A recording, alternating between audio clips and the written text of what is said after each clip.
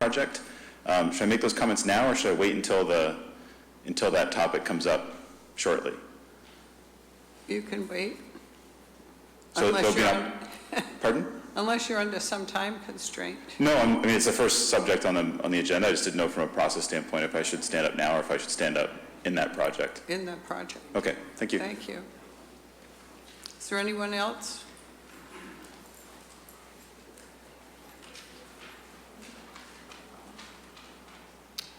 Okay. There's a Veterans Day ceremony on Monday, November 11th at 11 a.m. on the Town Common. The Acton Minutemen will present the history of the U.S. flag. All are encouraged to attend. Please park behind the Town Hall or the fire station. The ceremony will take place outdoors by the Isaac Davis Monument on the Common. In the event of inclement weather, we'll move the ceremony inside Town Hall to this room. Voter registration deadline is coming up with the special town meeting and special town election. Just a reminder about voter registration. To vote in the December 10th special town meeting, you must be registered to vote by November 30th. Town Clerk's office will be open on Saturday the 30th from 8 a.m. to 8 p.m. for voter registration. To vote in the December 17th special town election, you must be registered by November 27th. The Town Clerk's office will be open on Wednesday the 27th from 8 a.m. to 8 p.m. for voter registration. John, do you have anything? Yes, I do. Thank you. First of all, I'd like to congratulate our police officer, Officer David Joachim. Last week, the Massachusetts Police Officers Association awarded him with a Medal of Valor for his courage and bravery in risking his own life for an incident that occurred here in town about a year ago where he was involved with a very tragic response. So he was awarded for his bravery, and we're all very proud of him. I wanted to call your attention to the Municipal Monthly we published earlier this week. It's 15 pages. It's got a lot of important information about what's going on in town and different events and timelines and things for you to know about, so I encourage you to spend some time on it. And while I mentioned that, I wanted to take the opportunity to thank Maura Haberman from the Rec Division. She does a lot of work to compile and coordinate this monthly, and Austin in my office helps edit it, and we hope that you continue to read it. The fire station, we're holding a public forum this Wednesday at the Public Safety Facility at 7 p.m. There's another meeting going on in this room, so we'll have to use that facility, but I hope you can come. Some bad news on the MassWorks grant. It doesn't look like we're going to be awarded it this year, but we are optimistic, and we're going to work with the state to understand what we need to do to try again next year. Acton Nursing received the Home Care Elite designation for the 7th year, which is great. They do a great job over there. It's nice to see them get some recognition. And I just wanted to bring to the board's attention, every year, the Community Preservation Committee receives applications. They're due this year on November 18th, which is the same night as your next meeting. And I just wanted to give you a heads up on some of the things that are in the works. We're looking at the East Acton Village Green Project, 53 River Street Project, Miracle Field Narrow Sports Pavilion Project, Gardner Field Master Plan, the administrative services to run the CPA program, affordable housing, and we're looking at some historic masonry restoration at the library and maybe at the monument across the street. So those things are in the works, and I just wanted to give you a heads up. Where is the East Acton Village? It's at the intersection of the Bruce Freeman Rail Trail and Concord Road, on the Ice House Pond Dam side, Ice House Pond side. Also, another item, the board discussed a few weeks ago 127 Strawberry Hill Road. There was a discussion about a setback requirement. The Historical Commission has reviewed that, and they've made a determination that they're comfortable reducing that setback, and so we're in the process now of developing a plan for what that might look like to bring back to you, hopefully before the end of the calendar year. That's all. Thank you. Okay, thank you.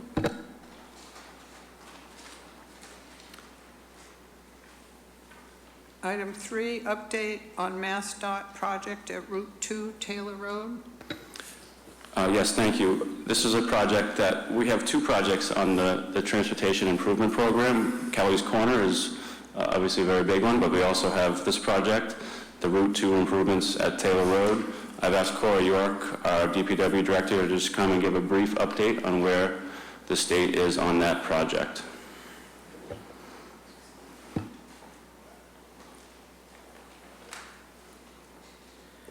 Good evening. Just to give you a quick update, the state's been out here a couple times. They've done some road safety audits. And doing their analysis, this project's gotten prioritized with other intersections in the district. So they started looking at doing some modifications to the intersection and the signals as far as timing and that to try to improve safety and movement through.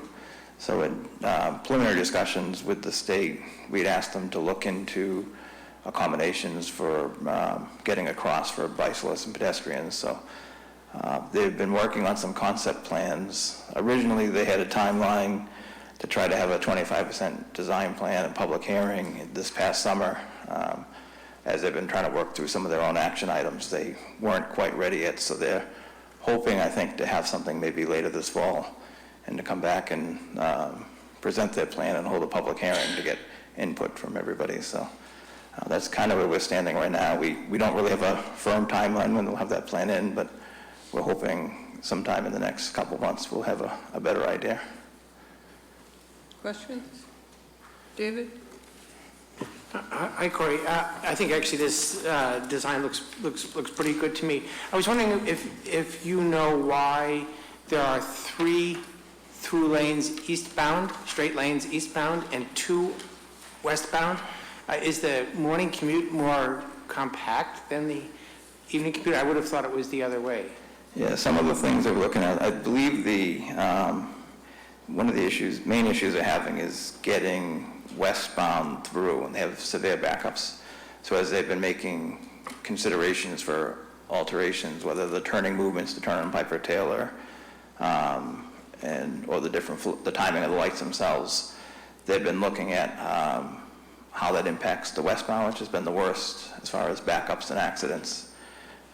In some of the preliminary discussions in talking with staff and some residents that have called in, they took another look at the 111 on-ramp with sort of the merging on and then the merging off Piper. So what they've done is they've extended that on-ramp to sort of extend through the lights. So it gives people a chance as they're coming on a little more room than right now where you come right to Route 2 and you basically have to get right on. I understand. So they have that kind of merging through, then it tapers back, I believe, back to the 2. So, so that was something that they were trying to accommodate, that just to help improve that flow coming in from 111. Thank you. Yep. Peter? Yeah, the question was raised about that left-hand turn westbound. Do you know if the school buses use that a lot to go to Conant?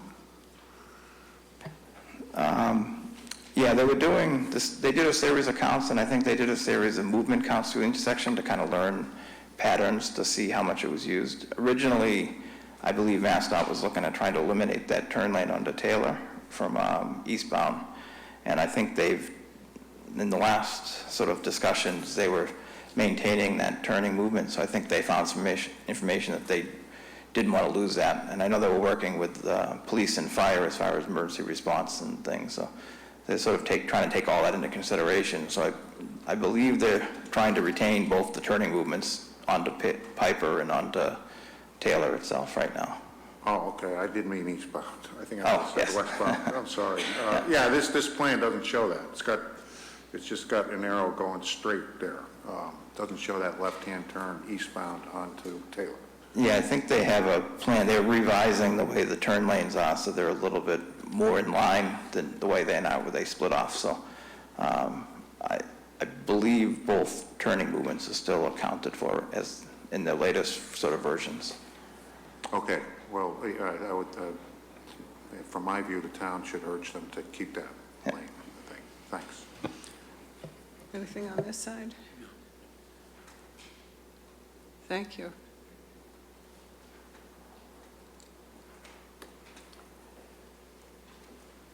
Dean Charter, you have a motion? Oh, yeah, wait a minute. Okay. So again, Ripley Martin, 15 Barker Road, just for decorum purposes. I want to thank Corey, by the way, for being unbelievably responsive, just to any questions that the community's come up with. It's been super, super helpful. Oh. Sorry. Do I need to repeat anything, or are we good? I think We're you're good. So I just wanted to thank Corey for being super responsive. He's been incredibly helpful throughout the Route 2 process. And as representatives of the Barker Road and adjacent Stacy's Way community, reinforcing the point about the turn on north on Taylor Road is extremely important, as well as there's open questions about the lighting of the intersection, as well as part of these 100-foot tall light posts that could be reinstated at some point, which would essentially be like the sun coming down on Route 2. So there's an open question relative to the lighting of that intersection, as well as the interfaces with the Taylor Road and potentially Piper Road sidewalk projects. And Corey's already provided some feedback that they're looking to tie those pieces together. So those are the only two open questions we had as part of the community. Okay, thank you. I don't know if there's any comment to those. Anyone else? No, but as Corey mentioned, the state is coordinating a 25% design public hearing, and once that date is finalized, we'll be distributing it to the board and to the public to make sure everybody's aware of that. I doubt it'll be this fall, but maybe before the end of the year. Good. Dean? Thank you. I just wanted to acknowledge fine work that continues to be done by our police and fire departments. Over the last 2 weeks, there have been 2 major accidents on my street, neither of them due to any fault of the street. And in both instances, the police and fire response was quick, calm, professional, did a great job. In both situations, the cars were totaled, and they just did a wonderful job. One was middle of the morning, and one was about 10 o'clock at night. And they continue to really do a great job for us. Also, I need to acknowledge that in both situations, there was damage to the utility infrastructure. And Eversource was called, and they had people out within an hour in both instances. So certainly Eversource deserves some credit as well, because they did a great job. So just congratulations. Fortunately, there were no injuries in either of those 2 accidents, which was incredible. But in any case, it was great to see how well our first responders took care of the problem. So, thank you. Thank you. Thank you. I'll pass it along to the chiefs. Appreciate it. Okay, West Acton Sewer Project. David? Hi.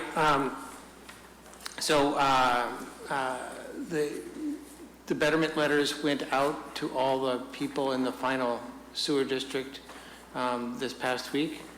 And, well, first of all, on the back of the handout, which you have, which is not online, but it shows the final sewer district as voted by the committee at the September and October forums. And then, based on that, the number of properties, the exact properties in the district was determined, and all of them received the form letter that you have on the other side from the map that shows them what the estimated betterment was. This particular template shows the betterment estimate for a single-family home, properties that were, had other structures or properties of other sizes, received different amounts in that letter. So the sewer project is having 3 forums. 2 of them are done. The first forum was in September, was focused mostly on the extents of the project. All the extents were voted on at that time except one. And then our October meeting, which was held at West Acton Village Works was concentrated on the businesses and the impact from having sewers. And our third forum is next week and is focused on the financials. So we are expecting that since all the people in the district will have received these letters, that they may have questions on the, how the betterment was determined or anything else. So I'm also happy to take any questions at this time if people need an update. Peter? Okay, I timely got an email with a question about the funding. And so I had asked this question when the sewers were first started being discussed, being a resident of the sewer district, about how, what fund was going to use to pay for the design and the construction of this. And it's my understanding that it was the privilege fees for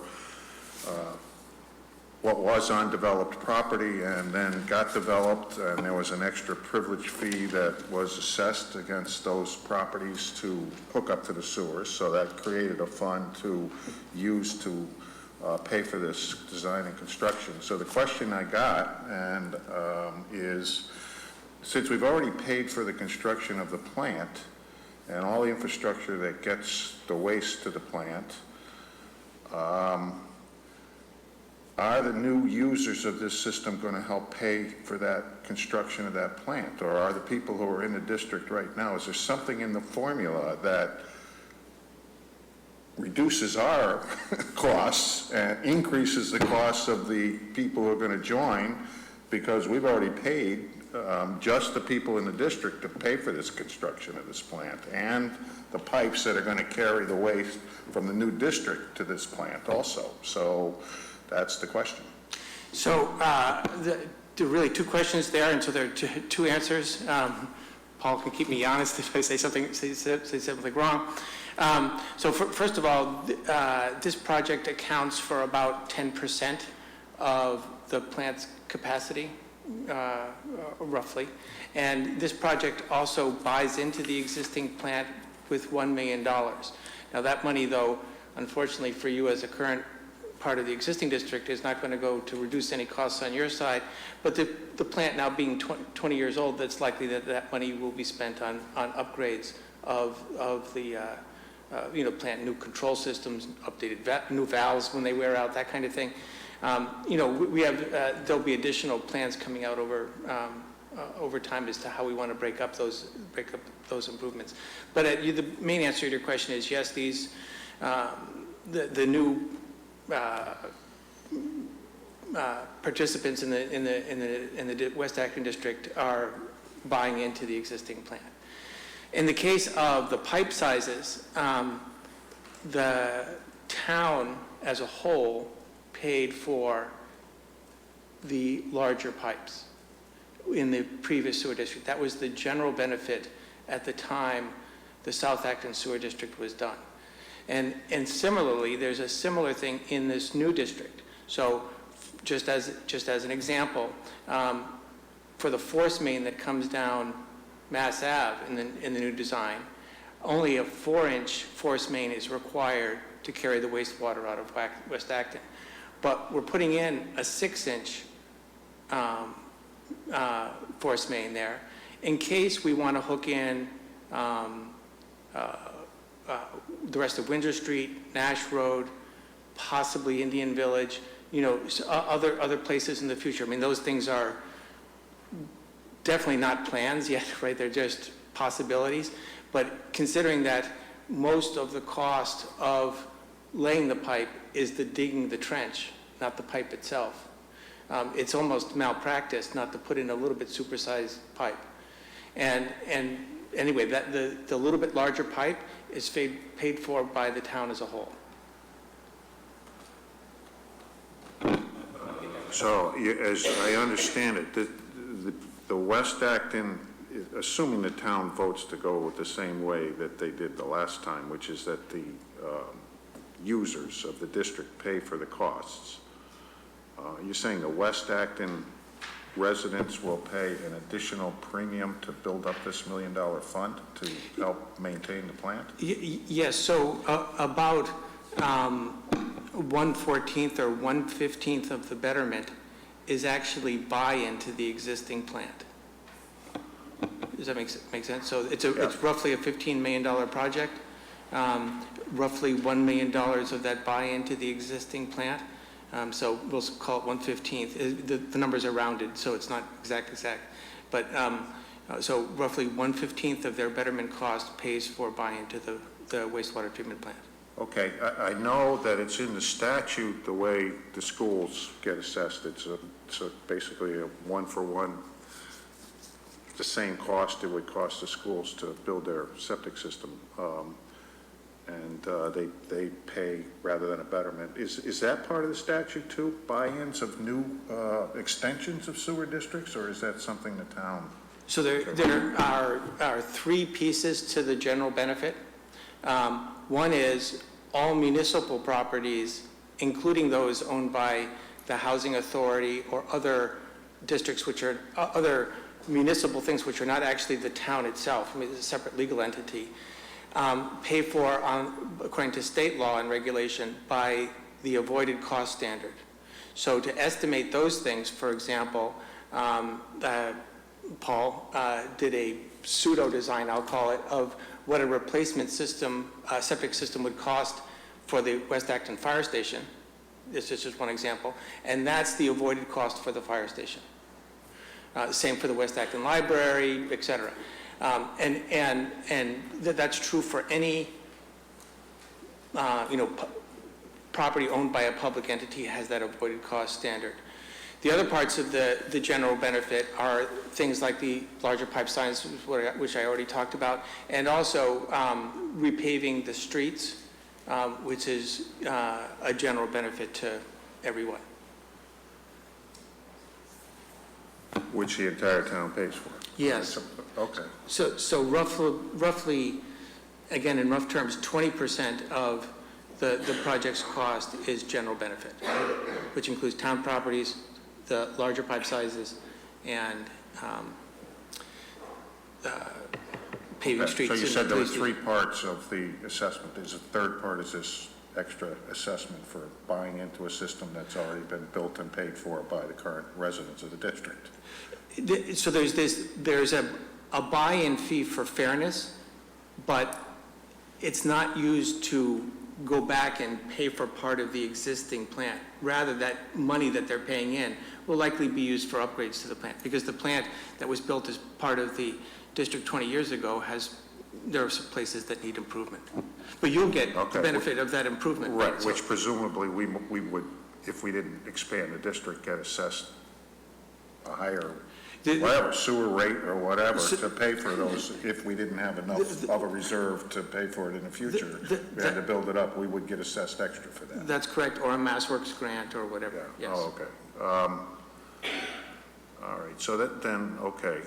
So how does the vote go at town meeting or at the ballot? I mean, my understanding was, it was 20 years ago, so I remember the vote being that the residents of the district are going to pay for it. I didn't understand anything about larger pipes that would be paid for as part of the overall general revenue tax rate. First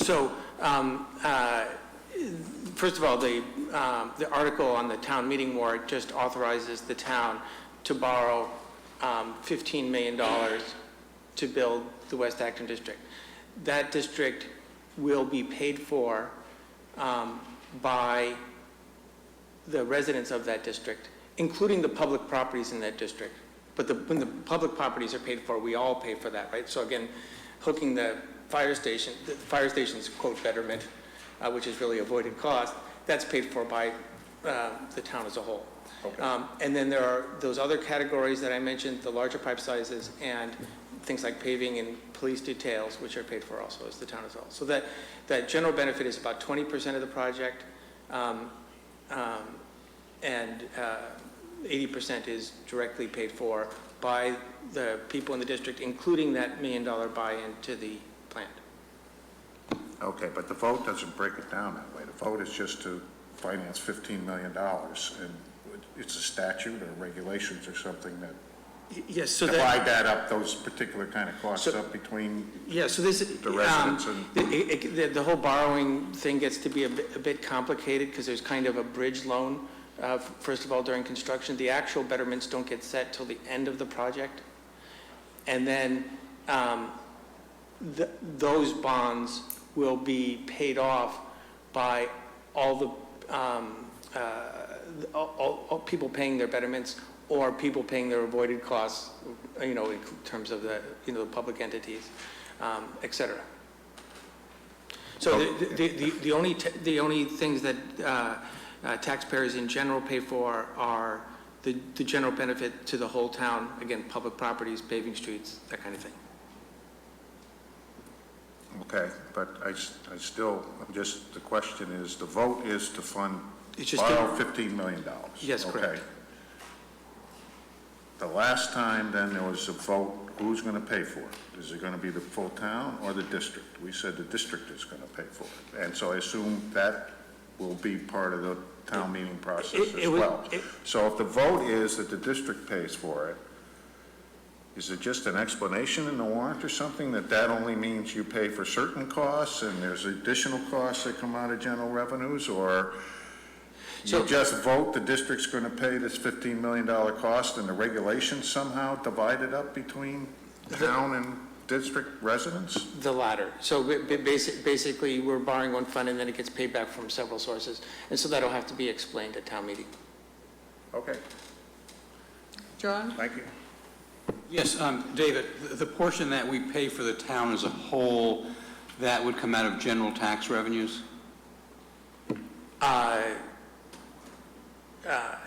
Yes. Property taxes and... Yes. So, I don't want to get too deep here because without the finance department, but those if we also vote to exclude this debt from Proposition 2.5, then the town will be paying off its portion over time, and the betterment holders will be paying off their portion over time. But I just want to clarify.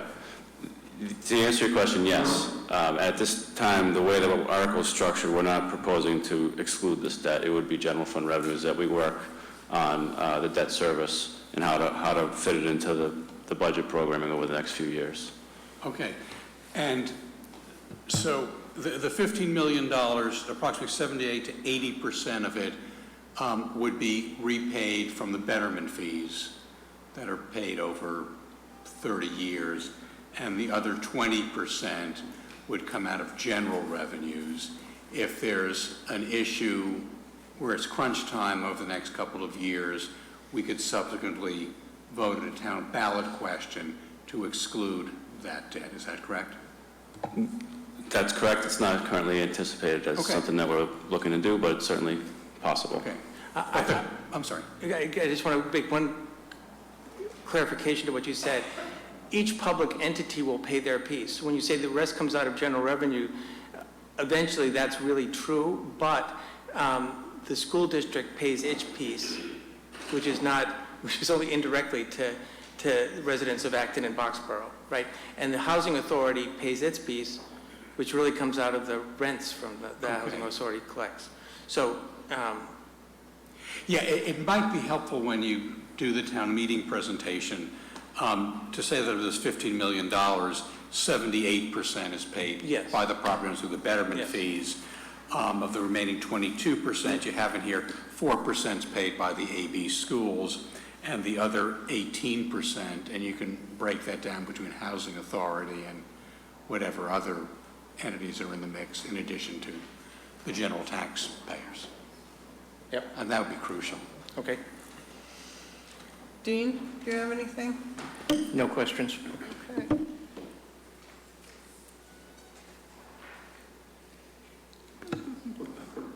Finalize the warrant and assign presentations for the December 10th special town meeting. We have, So in front of you, there is a draft of the warrant, draft watermark dated 10/31/19. And this is The purpose of the discussion tonight is to... Point of order. Could I ask a question about the sewer issue? Yeah. Yes. Okay.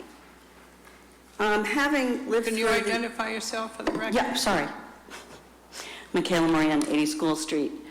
Having experienced the last sewering of Acton, it was my experience that although zoning tried to make businesses remain in South Acton with zoning, that the sewering made all the businesses leave South Acton and those businesses be replaced by residential. So I'm wondering if there's been a study of the build-out that would occur in West Acton based on that and based on anything. Has there been a study of the build-out that's going to occur once you've placed sewers in West Acton? I think that's a piece of data that many voters would like to hear about. So has anything been done about that? John? Yes, thank you. When the town adopted the West Acton Village zoning overlay, there was a study done at that time to understand what that zoning, what the implications of that zoning in terms of a build-out, and that was presented as part of the town adopting that zoning overlay. And that was in 1994? I don't know the exact year, but it was whenever that was adopted, yes. And they did not assume that there were any sewers in that? So I'm saying your data is incomplete, and I would like to see the actual, a good estimate of a build-out before I vote on this, on either of these town meetings. So it would be very helpful. Thank you. I have a question. Michaela, if you have a moment. How many businesses left South Acton following the creation of the sewer district? Well, in 1994 or 5, whenever they put in the village district, and the sewers came in, there was a storage business down on Railroad Street that all of a sudden became, 10 condominiums. There was Acton Corp, I think it was called, behind Erickson's grain mill. It's now, I don't know how many condominiums.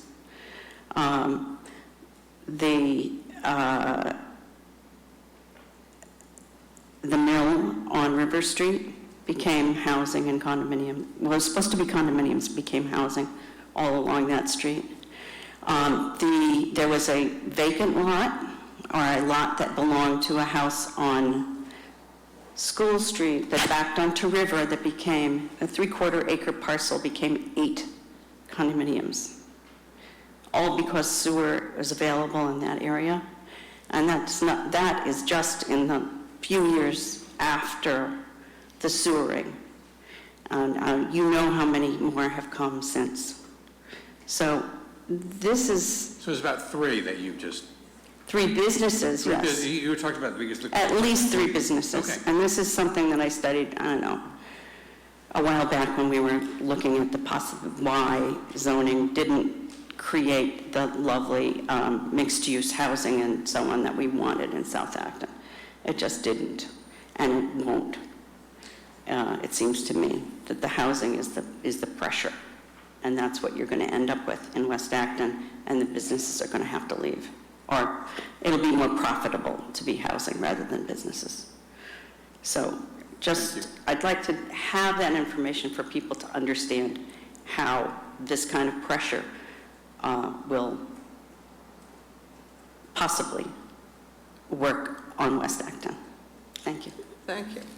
I'd just like to say that most of the housing in the town is not on the sewer, right? By the vast majority, including the biggest, housing developments we have, are not on the sewer. right? The sewer, there are very, very few properties in the West Acton district which would be sewer limited, really few. You could easily count them on one hand, probably not only using half the fingers of one hand. You know, there are very, very few properties that would be sewer limited. I mean, for example, any of the properties that Michaela mentions where they might have put in 8 duplexes or something like that, they could have put in 7 duplexes and a shared septic system, right? It doesn't stop any housing development. Thank you. That's an opinion. Okay. Back to the town warrant. John? Thank you. So the warrant in its draft form is presented before you. We have to send this out to the printers before Thanksgiving, but we'd like to get a sense if the ordering, first of all, is something that you'd like to adjust. There are 4 articles listed: the school, the Twin School project, the North Acton Fire Station project, the sewer district project for West Acton, and the amendment to the charter related to the title of this board, where it's currently the Board of Selectmen. This article proposes to have it be a select board.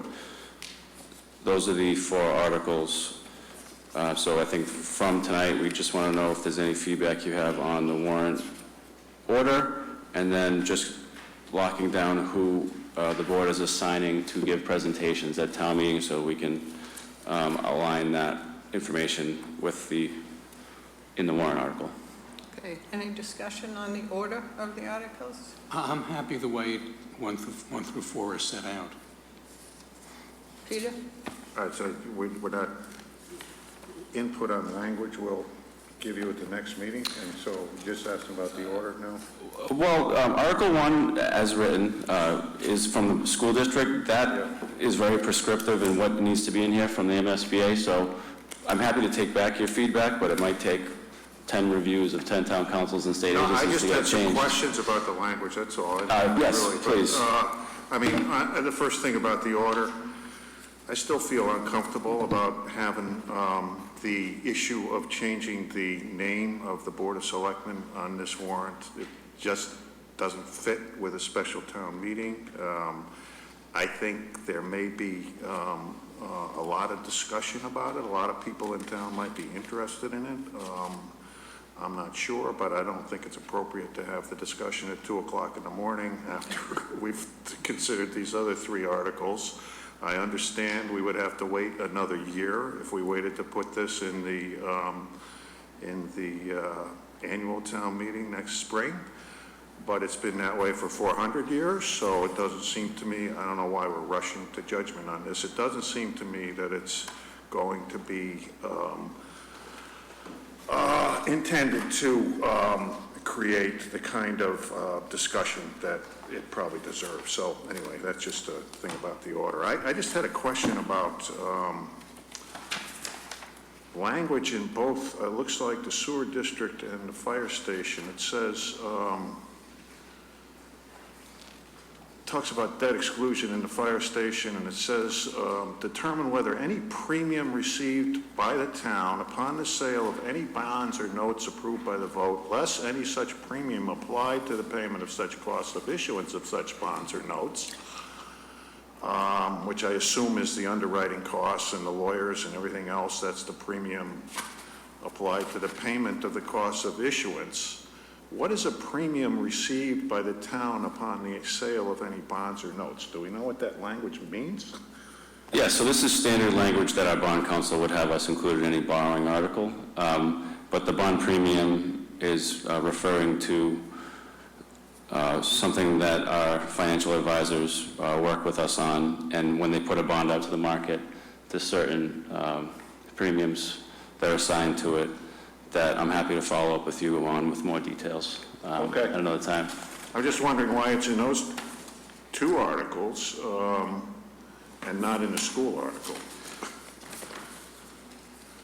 I will say that the school article talks about funding $116,028,519 and offset by some money from the MSBA. There's a percentage in here of the MSBA can't exceed 49.7% or the lower of that, or approved project cost is determined by the MSBA, having been on the school building committee.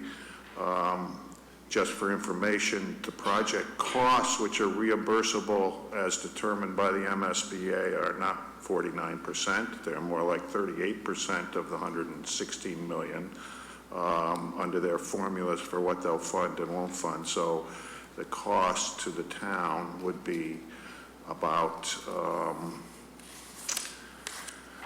what are we, 38 from 100 is 62% of the 116 million, and Acton would pay 85% of the 62%. So that's very rough, but it's not 49%. So just wanted to mention that. Okay, any other questions? Dean? As regards the proposed Article 4 about renaming the board, I tend to agree with Peter Berry that we should probably push that off to a more appropriate time. I agree. Well, I would prefer we, leave it on. It would be the fourth of 4 articles, and that's all that's on for the night. And I think we'd probably have a pretty good discussion on it. I know in Boxborough, where they got stuck on it, they did pass it, but there was an extensive discussion on pronouns. And what we were talking here is it's the change of name is to the select board, and the members of the select board would be referred to as select board members. So I think that probably avoids the troublesome conversation about pronouns. And so I think it'll be an interesting discussion. I don't think it'll be, terribly controversial, but it was one of our goals that we set for this year, and if we could put it on now, and if it doesn't pass, that ends it. If it does pass, it goes to a ballot vote in the March 31 town election. If we defer until town meeting in April, and it should pass, the ballot question would be a year later at the March 21 town election. So I don't think there's really a need to. I like that idea. I know you do.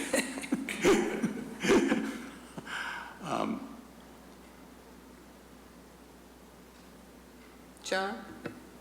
Thanks for kicking it to me. I would say this is a decision of the board, what to put on the warrant. We have prepared for you what we believed we're going to be putting forward. So any changes to that we would need to make before your next meeting. Do I hear a motion, Peter?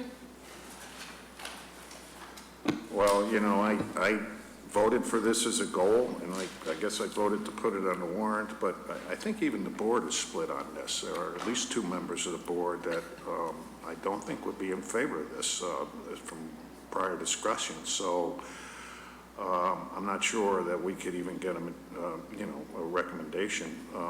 Certainly it wouldn't be unanimous. So I'd move that we put this off until the annual town meeting in the spring. Second. Motion made and seconded. Any further discussion? All those in favor of the motion? Aye. Aye. All those against? Nay. Against. So 3-2 to postpone till March. Motion carries. Thank you, Peter. So we have 3 articles. Do we want to do the school first, then the fire station, and then the sewer district? David? The school building committee has requested that we do the school first, so that it's at the same time as Boxborough's discussion. So unless we have a reason to change that, I think we should honor that. There is some connection between the school and the sewer, so I was thinking that the sewer might be second, but I don't think it matters a lot. I would think of the three articles, the sewers are going to be the most controversial, and I would leave that for third, schools first, fire station second, sewers third, now that we don't have a fourth behind it. Dean? Yeah, I'll agree with John on that. Okay. So do we need a motion for that? Yes, please. Yes, okay, I move for the warrant order for the December 10 special town meeting, that Article 1 be the twin school, Article 2 be the North Acton Fire Station, and Article 3 be the sewer district expansion for West Acton. Is there a second? I'll second. Motion made and seconded. Any further discussion? All those in favor? Aye. Aye. Aye. Aye. Motion carries. I think we have to do assignments of... Okay, so Dean will do the fire station. Be happy to. Okay, David, obviously, sewers. Okay? And then I guess the other thing is we would need to take a position on the schools, and somebody would have to state our position, is that correct? With some sort of statement? Yeah, I think we'll be voting at the next meeting on whether to recommend these or not. So, yeah, I mean, since I've been on the school building committee, That should I'm be happy you. to do Yeah. that. It will be the school district representative who will be presenting the thing at town meeting, but yeah. Peter, will you make the motion? Sure. I assume that the town makes a motion may be moved by the school district. I don't know, whatever I guess whatever the moderator decides is the appropriate person to move the motion. Yeah. Give it to the town. Okay. Are we all set on that? Anything else you need, John? So we have the article warrant, we have, yes, so that's all for that one, then on to the election discussion.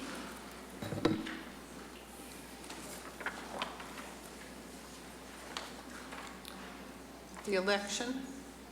Yes, so in the warrant, just to make it easier to follow, we've put in highlighted yellow, the ballot question associated with the two articles that are in the special town meeting warrant. So if you look after Article 1, it shows the ballot question for the school project, and if you look after Article 2, it shows the ballot question for the fire station article. These have both been reviewed by town council as appropriate as to form. We have also included on page 12 a ballot question for excluding the debt on the Minuteman High School project. And so if tonight is the night that we need the board to decide what items will be on the special election ballot, because it needs to go to the print before your next meeting.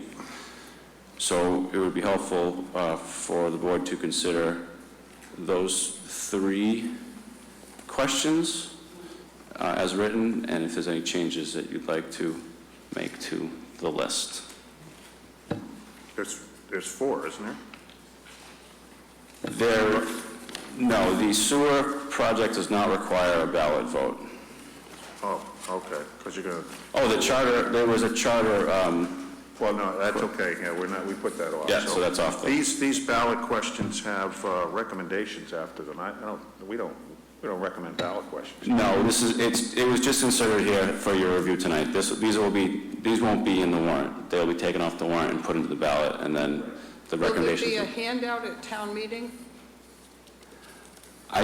We can discuss which materials to present at town meeting, but I think we will make reference in the article, for example, discussion that the vote tonight is contingent on a second vote at the election, and the moderator, I'm sure, may have input on how you may want to communicate that, but we won't be listing necessarily the ballot questions in the warrant.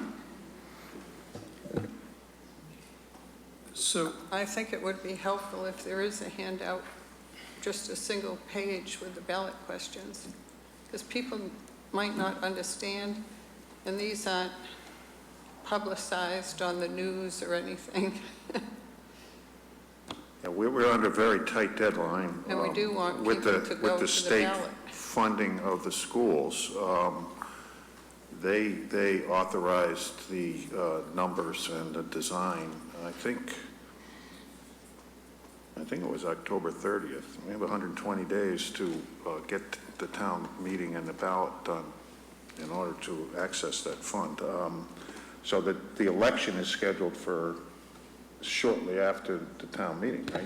So the special town meeting is December 10th, which is a Tuesday, and the special town election is the very next week on a Tuesday, so it's on the 17th. The 10th is a meeting, and the 17th is the election of December. Okay, do you have a rough number for the Minuteman? I know we approved it at town meeting, but do you remember what the number was? So the high school project was completed mostly. They moved into the building. They had the ribbon cutting last month. So the project was approved by town meeting a few years ago. The project was built, and the only question that we're asking voters now, when you decide to ask them, is, do you agree to exclude our debt service that we'll be paying to contribute towards that high school?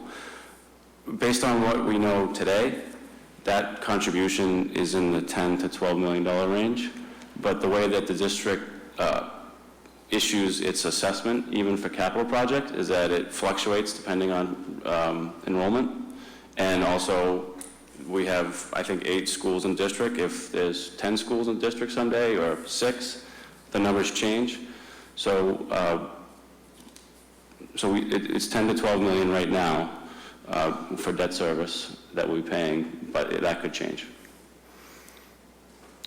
So Peter, you'll be responsible for the selectmen's remarks on the school, Yes. and Dean will do the fire station, Yes. and David will be South Acton. Yes. then with regard to the December 17th special election, it would be clear that with respect to the special town election on December 17th, the twin school would be on the ballot. We have to approve that, the North Acton Fire Station. The question becomes, what do we do with do we put the Minuteman ballot question on, just for the audience? And back in, it was in 2016, we authorized the debt for our share of the assessment for the Minuteman School. So we've been going along from year to year on that, paying it out of general revenues, which is, I think it's about $425,000 this year. The idea, I think, always was that at some point we would have a ballot question to exclude that debt and bring it outside of 2.5 with the additional revenues from that debt exclusion covering the cost of the debt. So the question becomes, do we put it on the December 17th ballot when we have 2 other ballot questions on, or do we defer it to the general election on March 31? There's not been a whole lot of, since there's been no decision on the Minuteman bonding, there's really been no discussion, out there. John does need to figure out how he's going to resolve his budgeting around the debt for the 2021, budget planning. So if we have the debt now, the ballot question now, and it passes, that resolves the issue. If it should fail, then John knows that he and the school side will have to figure out how that $425,000 gets allocated between the two entities. But,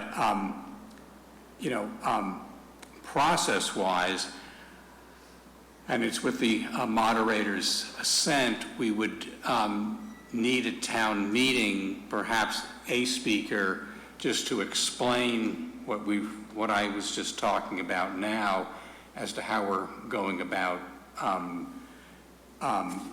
doing it.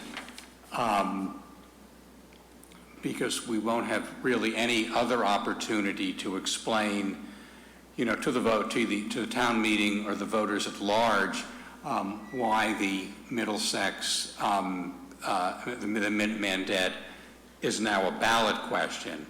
And one question we're certainly going to get with the Twin School project and the fire station, say, well, what else is coming down the line in terms of debt exclusions to raise taxes? So I think we have to be forthright about the Minuteman debt. We will have if we defer until the spring, we will have on the March 31 town election ballot the planning board issue of reducing the charter change to reduce the membership on the planning board. So there'll be a companion article if we defer until then, and both articles could be explained and vetted over the course of the March town election season. So that's, I think, really what's before us tonight, whether we do it now or defer it to the spring when we could have a greater amount of time to explain it. And if we do put it off, I think we have to be forthright with the voters and tell them this is coming up in addition to the two capital projects they'll be voting on. So what's the sense that we defer, David? I think we should do the Minuteman vote in the December election. One of the big reasons John mentioned is to simplify the FY21 budgeting rather than leaving that up in the air until March 31st, and which is a week before town meeting. So that's the annual town meeting. So that's tough. And secondly, I think it's we need to explain it to everybody that these are the three things on the ballot, and that's what they're for. But I think so that we don't have to. I think it's a more complicated explanation to say one of the three we're going to be doing later. It's either easier to have them all together. And I think we can say at that time that we don't expect anything. Certainly not that I know of. That any very large capital projects coming up at the annual town meeting or election. I don't know if there is something in the work, but I don't know of one. Peter? Yeah, I mean, the only concern I have is that it's a very strange situation where we don't vote on town meeting and then have the ballot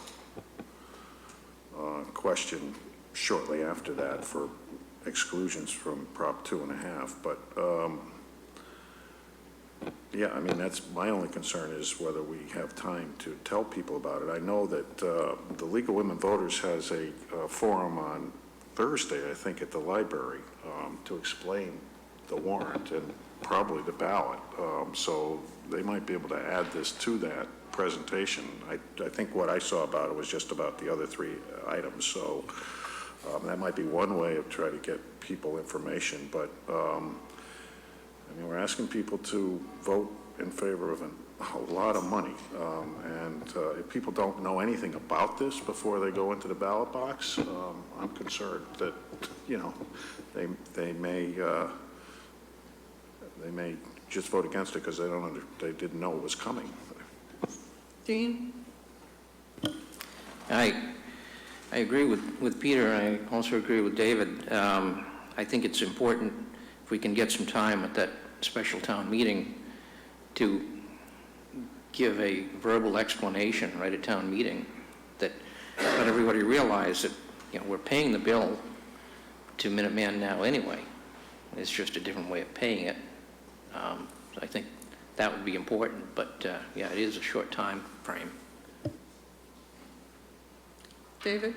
Yeah, I think I don't know, Peter, if you think of this differently, but we'd be surprising them just as much by having the Minuteman question on the annual town election in March, don't you think? Ready to revise. But I think this brings up the general issue of, what about 1/5, 1/6 of the people come to town meeting as vote. It depends on the election. So we not only have to inform the people at town meeting, we have to inform many other people, and how to publicize the town meetings this fall and the election is, with maybe not as much news coverage as we used to get and that kind of thing is difficult. Yeah, I mean, I would just say there is an awful lot of outreach and forums for the other three articles. This ballot question, I don't think people have, we could put together some kind of a, information thing, get the Acton TV station to do a thing on it, and, or all of the election articles or whatever, but I don't think, we don't send out a warrant type thing for elections. It's just, you don't know what's on the ballot until you get in there, I think, so. John? Once the ballot is finalized, we do distribute a sample ballot to, is it to each household or just posted? Oh, it's just posted on the website, and we put it in as many places as people can see it. But we don't actually mail it to each household. Okay, I'm sorry. Yeah, before the moderator goes, John, what would be your preference? Would you want it, because you're the one who's going to have to scramble for the $425,000.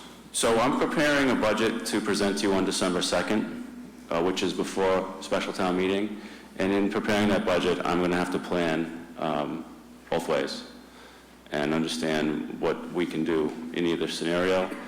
And if there's an affirmative vote in December, we'd have a better opportunity to work with all of you and the Finance Committee and everyone else to understand what our options are. We could also have that planning done on a contingent basis leading up to the annual election. So I'm comfortable either way. Madam Moderator? Thank you. If you would like time to explain this, I would certainly think it would be in the interest of the voters to know that this is going to be on the ballot, and I wonder if there could be just, even if it's not the sample ballot, just saying these items will be on the ballot a week from the thing, and then people will be like, oh, Minuteman, what the heck? So it seems like you should have time to explain that, and also perhaps make note of it in the warrant that the election is coming, and of course, I'm sure every person will remind everybody that it's coming up, but I would definitely be in favor of giving you a few minutes to explain that. So do we want to put it on the warrant? Is there a motion? I move that we have the Minuteman debt exclusion question on the December 17th election ballot. Is there a second? Second. Okay, motion made and seconded. All those in favor? Aye. Anyone opposed? Motion carries. So we do have, Can you just, I'm sorry, but should I declare the vote that it was unanimous? Yes. 5-0. It was unanimous. Yes. Okay. So do we have to take similar votes on the two other ballot questions, the Twin School and the North Acton Fire Station? So then I would move we place as a ballot question on the special town election on December 17, 2019, the Twin School vote. Is there a second? Second. Twin School project. Motion made and seconded. Any further discussion? All those in favor? Aye. Motion carries.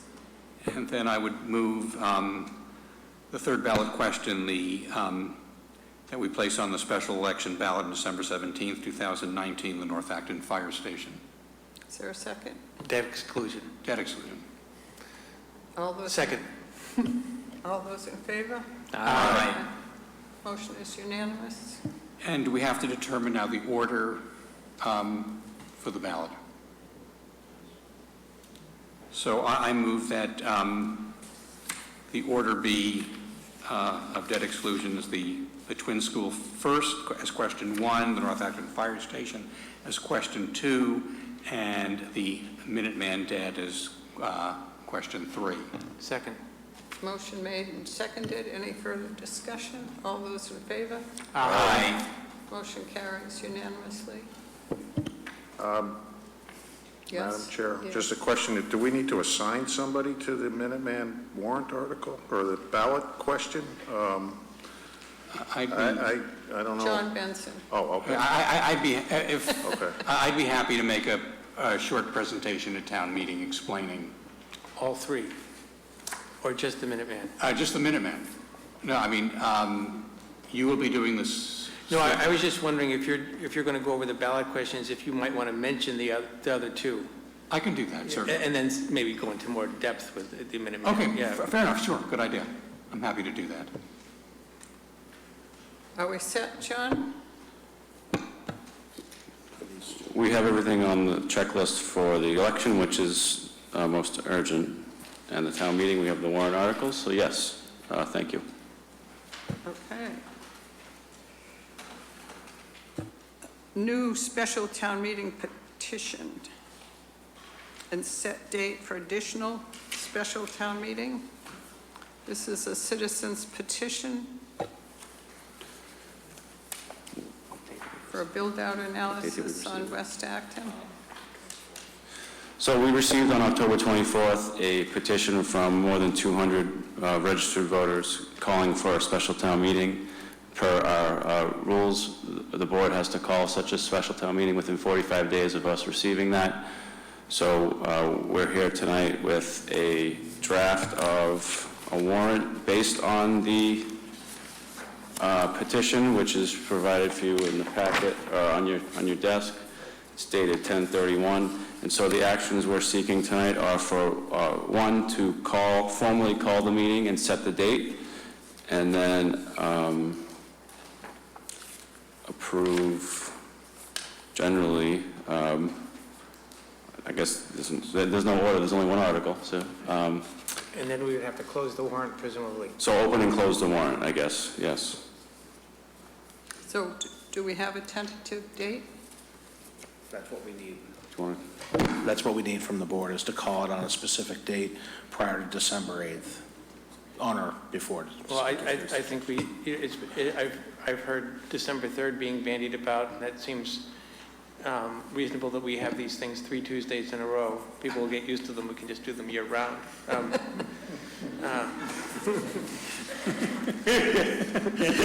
We have confirmed availability with the high school, that the Oh, okay, auditorium that is was my next available question. Yeah. on the 3rd and Okay. forward up through the 8th. Well, they probably may not be available on Sunday, but Okay. at least through Friday. Do I hear a motion to call this for Could I December have 3rd? just have one question? What does it cost to hold a special town meeting? So generally, there are a lot of things that we need to do to prepare for a special town meeting. We estimate that the cost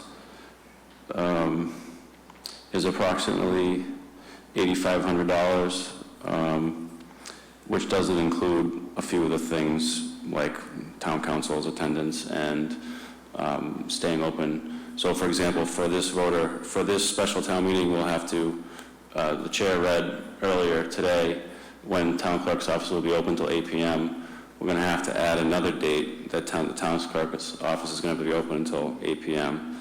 So it doesn't account for things like that, but it's generally around $8,500. Now, I like the December 3rd date, so we have the 3 Tuesdays. If we were concerned about money, if we have the I guess what people are calling the extra special town meeting on December 9th, that's the day before the December 10th meeting, would that save us any money because it would seem to be one setup? Well, the 9th is not an option for this, just because of the 45-day calculation. So it would have to be on the 8th or prior. Okay, that's Sunday. Okay, so it doesn't fit. Okay. Right. I move that we hold the extra special town meeting on December 3rd, 2019. Is there a second? Second. Any further discussion? All those in favor? Aye. Motion carries. And just to close, if you could close the warrant formally. Okay. Could I just have a question before that? Is this a non-binding article? As presented, our council has reviewed, and it appears to be a non-binding resolution. And the reason for why it's non-binding? It's not requesting a specific authorization or expenditure, or I can try to give you a better definition, but that's just council's opinion, is that it's non-binding. Okay. So it lacks the authorization, The means to implement. the means to implement it, the authorization Money. for the money. Right. Okay, to Peter? pay for the study. Which raises the question that you would have to fund this obviously out of this year's budget, which would be an item that's not budgeted for this year, right? Or, yes. Okay. Or wait till next year. I mean, this will put us in the position of, if this passes at the special town meeting, and we wanted to honor it, then we would have to put off the whole warrant discussion. We'd have to move to take no action or something on the warrant article, I assume, right? Yes, except that it's not binding, but Right. yes, but, Right, we you could know, not, we could decide not to. if everybody voted against it, Right. or voted in favor of this article, then it would probably mean we wouldn't want to take up the sewer article. Say that again? Right, so although this is non-binding, I mean, we'd have to Yeah. make a decision, as Okay. Peter says, whether on the town meeting a week later, if we move to take no action on the sewer project, or whether we, I mean, since it is non-binding, the next town meeting could choose to do it anyway. But, we'd have to decide what it, meant, and, it may depend on what people say during the discussion at the December 3rd town meeting, things like that. Which means we would probably have to have that discussion at our normal pre-town meeting on the 10th. Okay. Okay, so do we need a motion now on this? So just to formally close the warrant and also announce the time and location, which will be 7 p.m. at the AB High School Auditorium on December 3rd. Okay, is there a motion? Does that need to be part of the motion, or no? Please. Okay, I move that we hold the special town meeting at 7 p.m., the extra special town meeting at 7 p.m. in the AB High School Auditorium On December 3rd. on December 3rd. That was in the previous motion, too. So, Is yes. there a second? I'll second it, but I have another question. Okay, what's the question? I don't know when this needs to be printed and mailed out, but we've got recommendations here. Do we need to have that discussion tonight? We need to go to print on the 24th. You do have a meeting on the 18th. So Okay, you have we an can opportunity We can to, have the discussion about whether we're going to recommend this or not. yes, we could insert, and if the Finance Committee takes a position, we can put that in as well, but if they do it by the Okay, 24th. Yep. And we're going to assign somebody to address this at town meeting? I would imagine that Or would be you want to Dave. wait till the 18th to do that? Yeah. Okay. So I would, first, this is, someone would need to make the counter presentation, presumably. And we'd have to ask the moderator to be able to make a counter presentation. Because presumably, the people who made, and Tara's, according to the information in the warrant, Tara is moving this motion, so she'll make the primary presentation, presumably. Yeah. And then we'd have to ask the moderator if we could make a counter presentation. And one of us would probably do that. I would volunteer to do that, Yeah. if that makes sense. Yeah. So should we ask the question to the moderator now? That was what I was going to ask. Is there a question on the floor? Would we be able to make a counter presentation to the article in the extra special town meeting? Yes, you will. The petitioner has asked for 7 minutes. I would give you equal time, up to. Okay, thank you. Thank you. Okay, motion made and seconded. All those in favor? Aye. Motion carries unanimously. I move that we close the warrant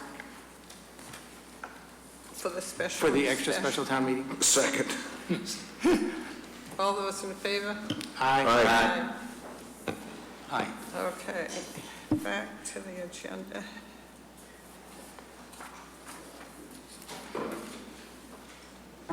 Friends of the Gardner Field.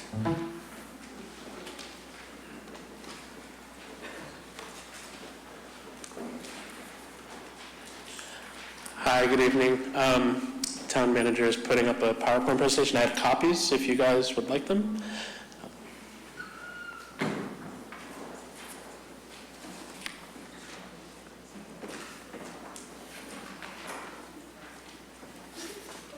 And could you just introduce yourself?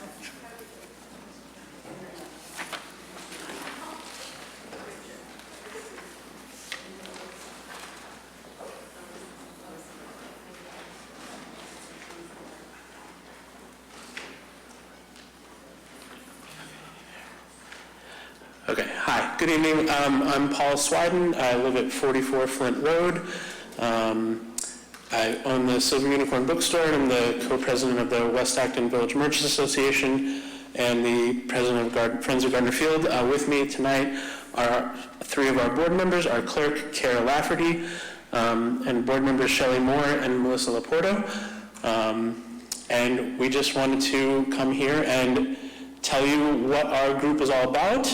We've been meeting with a lot of folks in town and just wanted to come together and kind of give you guys the overview of what we've been doing and take questions if you have questions for us. So let's see, where's the, there we go. Okay, so what is Gardner Field? Just so we're all clear, because I know there's a lot of people in town who don't know what Gardner Field is. Gardner Field is located at 530 Mass Ave. It has a playground, a basketball hoop, and field area. Our group, see Gardner Field as the hidden jewel of West Acton. And we really want to make it, refurbish it and really improve upon it. We took just a few pictures. If you're not familiar with Gardner Field, I'm sure you all are, but we try to be thorough. Some of these show the Gardner Field at its best. Some of it show why we want to move to refurbish it. So who are we? We are a registered 501c3 organization. Since we've started raising money in the past 6 months, we've raised over $30,000, and that number should be pushing closer to $40,000 by the end of November. We are a coalition of citizens and business owners in the West Acton community, and we've been making the rounds and trying to garner as much support as we can from those in the community. Our board members are pictured. There's, like I said, there's four of us here tonight. Not with us tonight are Nate Ogdahl in the center, Shelley Stewart, and Kenneth Coleman. Kenneth is also on the board of the Farmers Market, as is Melissa. Okay, so a brief history. I won't take up too much of your time. Starting in January, I launched a Facebook group and asked if there were any people that wanted to join our committee, and we had nearly 100 people signed up by the end of the first day, and since then we've started a public Facebook page, and we've sent we've really been doing our due diligence to canvass the community to see what it is that people want from Gardner Field. With the Recreation Department's help, we sent out a survey to over 4,000 people in town, and 95% of them said they would like to see Gardner Field improved. That was really good news in our minds. And so you can see on the list things that people have prioritized the most. Climbing play structure, splash pad, community event space. These are the things that we're trying to incorporate into our plan. We started in earnest on May 18th We had our first fundraiser was an outdoor movie night. We showed the movie Sing, which is an animated children's movie that was popular a few years ago. We had nearly 300 people or thereabouts attend the event and raised a good bit of money. That really got the balls rolling. Our second movie night was on literally the hottest day of the year, and we still had a pretty decent turnout considering the heat. We had thought to maybe postpone to the next night, but the next night was going to be 1 degree cooler. So we said, well, we might as well just do it tonight. Throughout the summer and into the fall, we've had tables at the farmers market and Oktoberfest to try to help spread the word and garner more feedback from those in the community. What's next? We tentatively have a tiny turkey trot planned for the weekend before Thanksgiving. That would be, where we encourage people to come dressed as turkeys or their favorite Thanksgiving, in their favorite Thanksgiving theme and run laps around the park. We have designs on holding, 4, 5, 6 events in 2020. A wiffle ball tournament has perked up a lot of people's interests, and if I'm not murdered by my own wife, we'll maybe have a picture book festival that we run in conjunction with the bookstore. So there's a lot of ideas that we're planning for 2020 to really marshal the community together. As I mentioned, we've raised over $30,000 to date. That is strictly from community members and events. We are now, now that we have a more solid plan of how we want to proceed, we are now reaching out to the business community. And we just today announced a donation, matching donation program from the AB Farmers Market. And we've spoken with several other businesses you can see listed on the slide.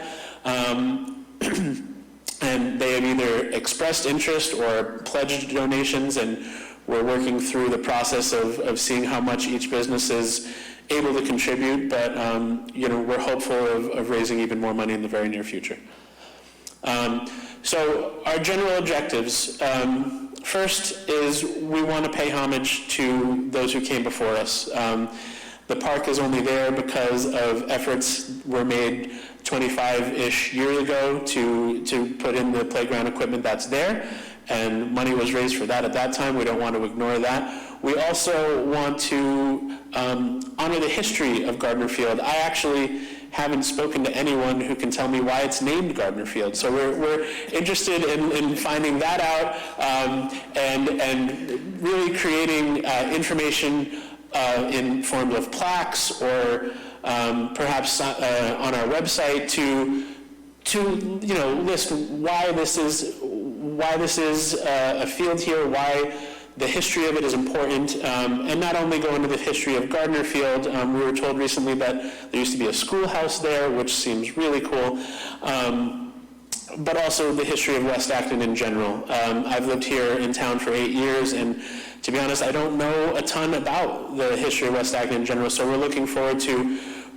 getting in touch with the people at Hosmer House and other historical committees in town to find that out and bring that to the community's attention. The second thing is we don't want this to be a flashy playground that's going to take away from the neighborhood's character. We want something that blends in with the park's historic landscape. So we have 3 phases that we're looking to do. The first phase is design. The CPC deadline, as I'm sure you know, is November 18th. It is our plan to file an application with CPC to ask for funds for a master plan and for a land survey. The town engineers told us that there is not a comprehensive land survey on the books, so we want to make sure that we get that, and that'll help inform the master plan that we want to do. So we're hoping to file for that by November 18th. Clicker is touchy. Phase 2 is playground and parking. We want to have a universally designed playground for the field. can go into that in more detail if you like. But essentially, there are ranges of disabilities, physical and verbal and otherwise, and we want to try to design a playground that appeals to as many constituencies as possible. We've already spoken with O'Brien and Sons, and they've given us a preliminary design. I think we would go back and tweak that with them, but we wanted to show this just to, just as a signal of our progress to date. And then along with that, we would want to put in a parking lot on part of the field. As a father of two school-age children, one thing that I've found time and time again is that if you don't have parking right on site, people will not use your playground. They're happy to drive 10 miles out of their way to Littleton or Sudbury or wherever, and go to a playground where they can park quickly, get out, get their kids onto the playground, and when they're done, get them right back into the car. So we want to be able to create such a space at Gardner Field, and it would have the dual purpose of serving as a home for community events, the farmers market itself, and any other event. Recently, Barrett Sotheby's had done an event there for their customers. So there's all sorts of events that can be accommodated with this. Other elements that would go into phase 2 would be a shrub barrier along the east side of the parking lot to separate cars from pedestrians or park goers. We would like to create a new pedestrian entrance for the park. One of the issues with the park now is that people and cars enter at the same point, and we think that having a pedestrian entrance directly across from where the crosswalk is now would not only improve awareness of the park, but would make it safer for people to enter the park. We'd also want, one thing that we heard over and over in our survey was that we need more benches and picnic tables, places for people to sit, and as well as shade trees. On a 95-degree day, there's one or two trees that people can escape under when they're on the playground. The park is ringed by many trees, but inside the park itself, there's not much shade. So we would want to try to solve that. Again, like I said, the info plaques on Gardner Field and West Acton history. The owner of Periwinkle Glassworks, Judy Romatelli, is trying to create a mural of West Acton that would, again, it would be little tiles, and it would, again, pay homage to West Acton's history and Gardner Field's history. And in speaking to the Acton Water District last week, one thing they suggested was upgrading the bubbler that is on the field now to be a more usable bubbler, because it's not really usable at this juncture, and to be one that has a bottle filling station to encourage people to stop buying plastic single-use bottles and carry their own. Did you want to just add too, because I don't think it's clear sometimes. I'm Shelley Moore. Sorry. My name is Shelley Moore. I live in Acton on Mass Ave. And one thing I think because we've been doing this for so long, that's not clear is we keep calling it a playground, but really it's a community space for all ages and all levels and all community members in the town. So a lot of the things like the shade trees and the benches and the tables and the things like the historic plaques and whatnot, they're really focused at a broader community audience than just kids. So this comes from the survey that was done and talks about kind of better utilization for other members of the community as well. So I just thought it's good to keep that in mind. Yeah. So you can go across the street and have your ice cream cone? Yes, or your coffee, or your clam chowder, or whatever, yeah. Or your beer, if, and there's a wide variety. Phase 3 would be to put in a splash pad. If you're not familiar with the splash pad, it's very similar to what you're seeing in that picture. It's water features that are not a pool, essentially. we think it would be a real big deal for the town. If you look at the map up there, that is a map of all the current splash pads in the area. The one at Emerson Playground is the closest, but it is used by Concord Parks and Recs for their summer camp. So in effect, the closest are Lowell and Waltham and Hudson and Leominster, a good 10, 15 miles away from town. So we feel that putting one there would be a real big benefit for our community, especially for people who don't have access to one of the neighborhood pools or the resources to, say, sign up for one of the pools at the country club or something similar to that. This would give them an opportunity to get their kids out of the sun, have a little fun in the water. Alongside that, if the sewer bill passes, and who knows if that'll pass or not, but a bathroom on site was something that was suggested to us by the town planner when we met with him last week. So I think that would fit naturally in phase 3 here. And then lastly is just, once we're all done with construction, we'd want to go in and sort of redo the grass area, but in a way that, limited or eliminated chemical treatments of the grass to be environmentally friendly, keeping in mind that the water district is our neighbors, and we want to take that into account. We've already spoken to a number of firms about either just general consulting on our ideas or getting quotes. We've already gotten a couple of quotes from paving companies. I believe there's a third paving company that I don't have listed that we've gotten quotes from, and we're just really trying to do our due diligence and knock out as many potential landmines before we file any official paperwork. Alongside that, this is a list of people we've met with in town or committees that we've met with in town. Not sure we've met with all 51 committees that are in town, but we're doing our best.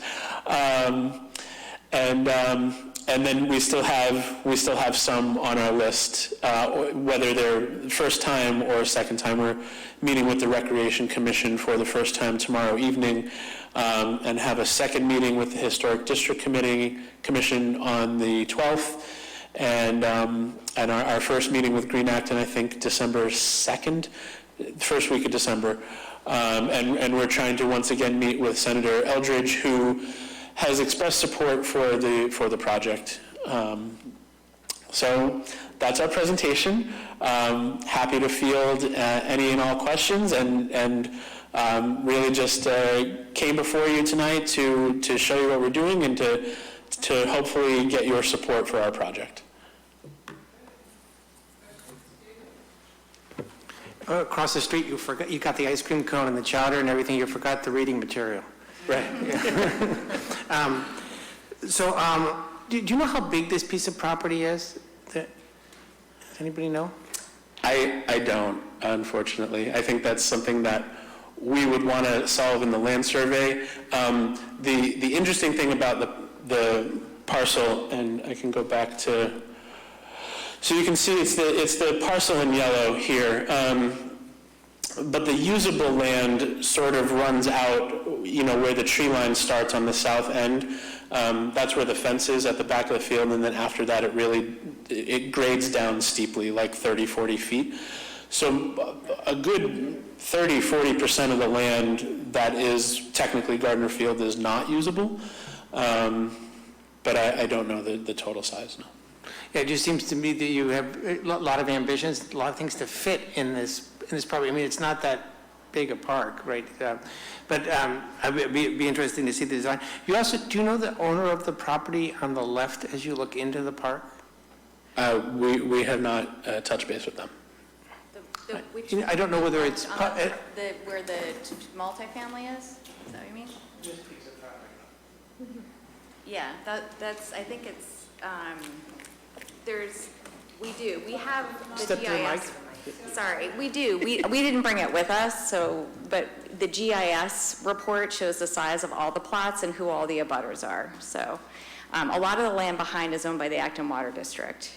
And then there's pieces, like there were 2 new construction houses on Kingsley that were put in, and they kind of divided that land. So they abut also. So we could give you a list if you wanted. I just didn't bring it. I'd be interested. I'm sure I can also find out, but I didn't think any of the water district land actually bordered a Gardner Field, but I don't know that absolutely for sure.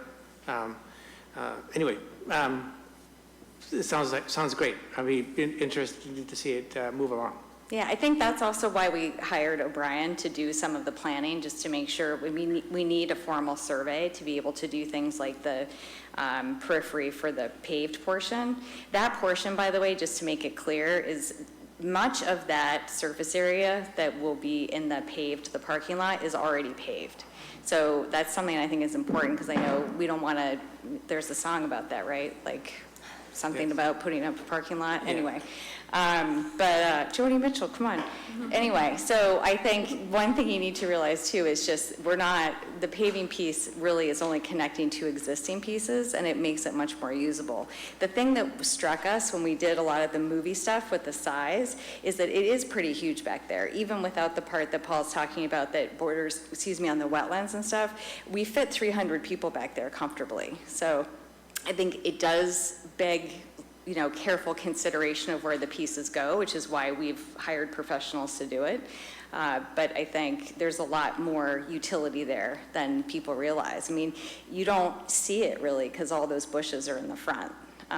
There's a huge kind of area that we could use for everybody. I think if there were more benches, more trees, like I said, it would not just be kids, it would be everybody in the community who can just walk in West Acton, so. And the intention is to put the farmer's market there, is that right? Did you say that, Paul? I didn't, or did I miss that? Yeah. I apologize for missing that. Okay, thank you. Sure.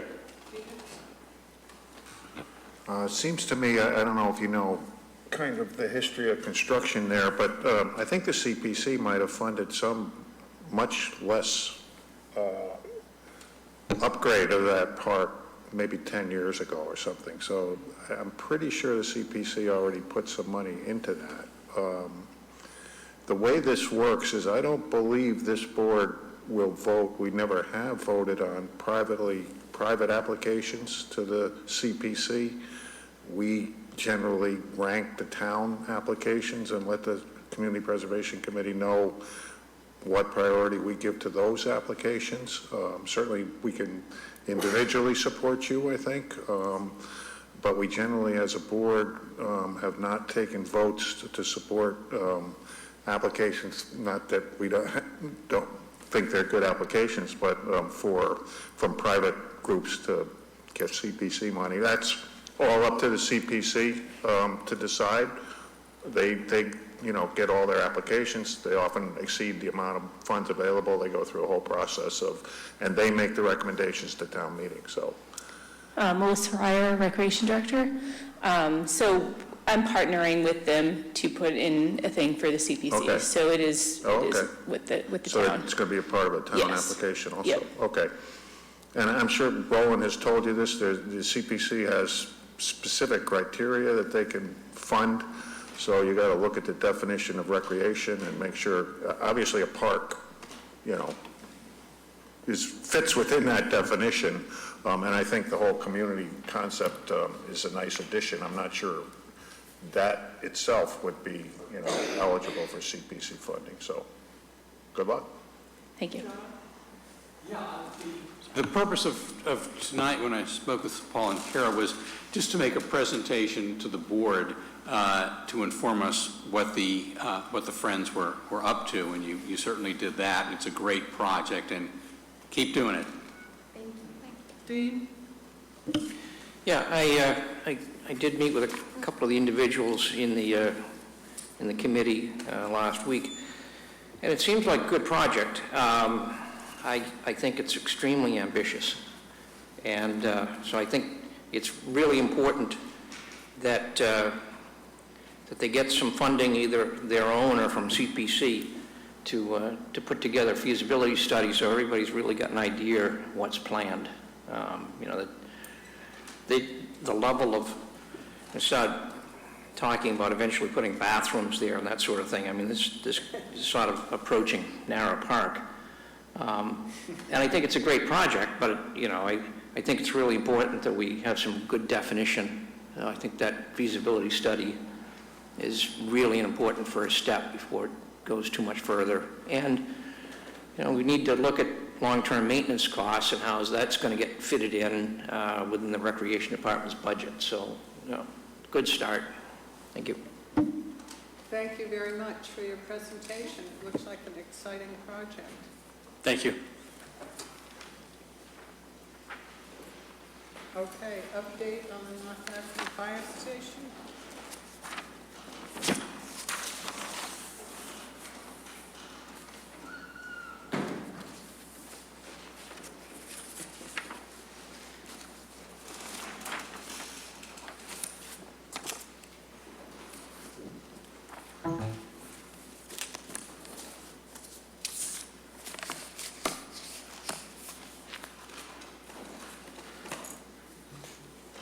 Hi, thank you. It's easier for me to stand here because I can't see behind. So we know who you are.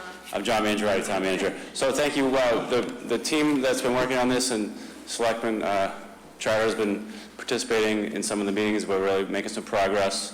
I wanted to make sure that before we get into this very busy town meeting, special town meeting season, that we come to the board with where we are with our cost estimate, because it's changed since we discussed it in September or early October. So the site we're all familiar with on Harris Street. This is the current condition today, actually this morning on my way into work. This is the proposed site plan. In the proposed site plan, some of the features I'll point out to you all is the existing garage will remain, the big one in back.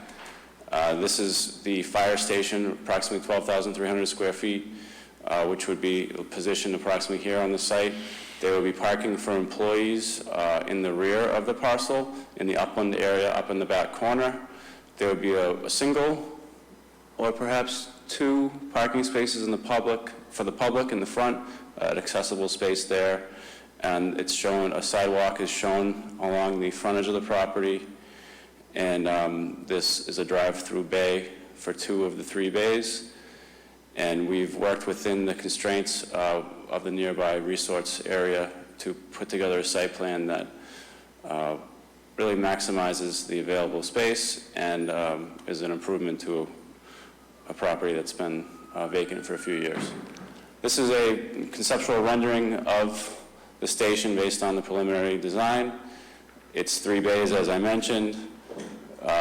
There's a public entrance right here on the front, and we're taking advantage of some natural light, both in the doors and in the above the doors to light the apparatus bay. The building will be constructed solar ready so that if a solar project is deemed feasible, the structural and mechanical and electrical components of the building will already be in place to simply put solar on there if it is a good project for us. This is the site. This is the floor plan. One thing that we've done in this updated cost estimate is we've tightened the footprint a little bit.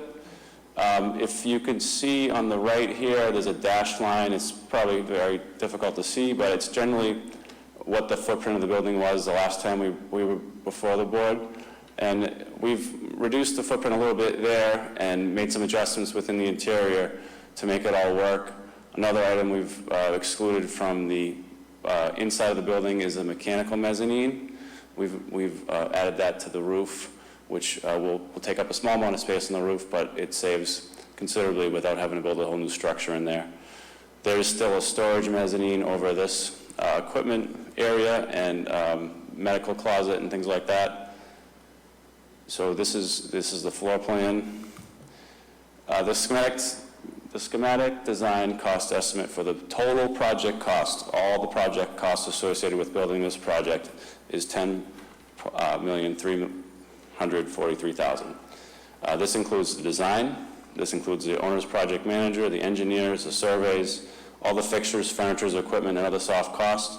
This number includes a 10% design contingency, it includes a 5% construction contingency, and it carries 3% for escalation. There's also an allowance in this number to make a sidewalk connection rather than building a sidewalk that doesn't go anywhere. In this project, we have funding to connect the sidewalk that we're creating to the existing sidewalk network.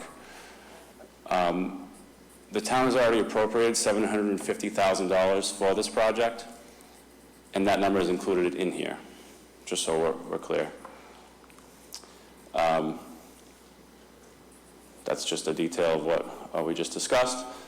So the total construction cost estimate, we've got it down to just about 7.6. The indirect costs, which are the design, the engineering, the furnishings, fixtures, and equipment, is just under $2 million. And the contingencies I mentioned earlier, including an allowance for a sidewalk connection, are the $800,000.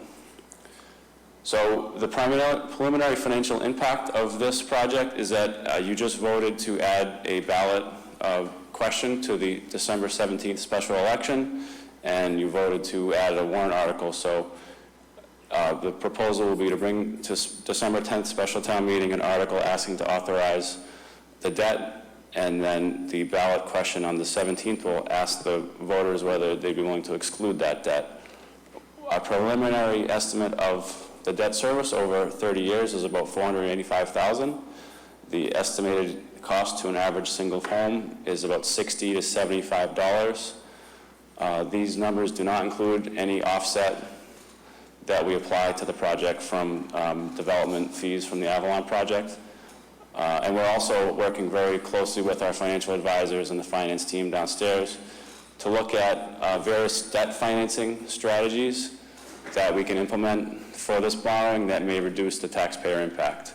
And we'll be working on that continue to be working on that over the next week, and we hope to have more information to present to the tri-board meeting planned for November 12th.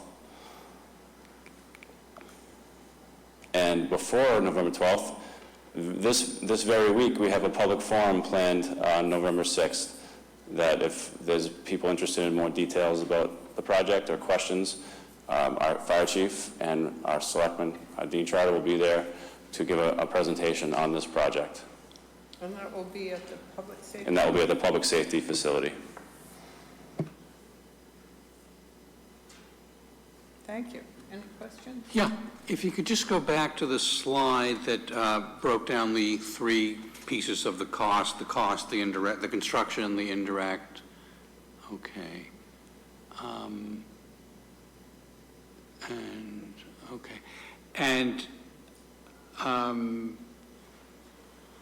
So the bond that we'll be asking the town for is just under $9.6 million. Right, so we have, the total project cost is 10.3. We've already have authorized 750,000. So the remaining funding that we need is 9.6. And a combination of seeking the authorization from the town and any offsets that the board decides to apply to the total project cost will be how we fund the rest of that 9.6. Okay, so the sidewalks were in the $810,000 of contingencies. That's right. We're carrying an extra allowance for the sidewalk connection that will be necessary. And then with respect to the sidewalks, there is the potential of offsetting that against Avalon 1 set-asides, which were meant for sidewalks and public safety anywhere in town? Yes, so the first phase of Avalon that was built 10 years ago or so, there was a mitigation arrangement with the town where there's funding still available from that, and that funding was to be spent at the Board of Selectmen's discretion without further appropriation for public safety needs in North Acton. So it was specifically linked to public safety needs in North Acton? I think, yeah, generally, and there's language related to that, and I think that was a lot of the discussion at the time, is that there may be needs, public safety needs in North Acton that this project would be appropriate to help cover, and so a project like this, I think, is very much in line with what that money was set aside for. And the estimate of the sidewalk cost, that's the sidewalk from Harrison, Maine, down to Alexandra Way on one side of the street, is a bit over $400,000. Is that correct? Yeah, so, it's about $430,000 for sidewalk work associated with the project. So some of that is the sidewalk right in front of the building. And so we figured that's about 30,000 of that. And then the rest is about 400,000. That's where we're associating with the rest of the street. Okay. No, it's a absolutely needed half-mile stretch of sidewalk to make that area safe for the people who live there. So it would be up to the board to decide whether we want to access those Avalon 1 set-aside funds, and that would reduce the amount of the borrowing by as much as from like 9.6 to 9.2 potentially. Yes. Okay, that's good. I thought there were additional contributions that the Avalon 2 phase is going to give to the town as well? Yes, the MOA with Avalon provides for additional mitigation to be paid for the next phase, but the other phase is in the bank, so Okay. I'm comfortable discussing that. I'm not comfortable discussing the other one yet. And did I see the ladder truck in one of the bays here? Yes. Is that designed so that's where the ladder truck's going to be housed? Yeah, it's designed to house the ladder truck, yes.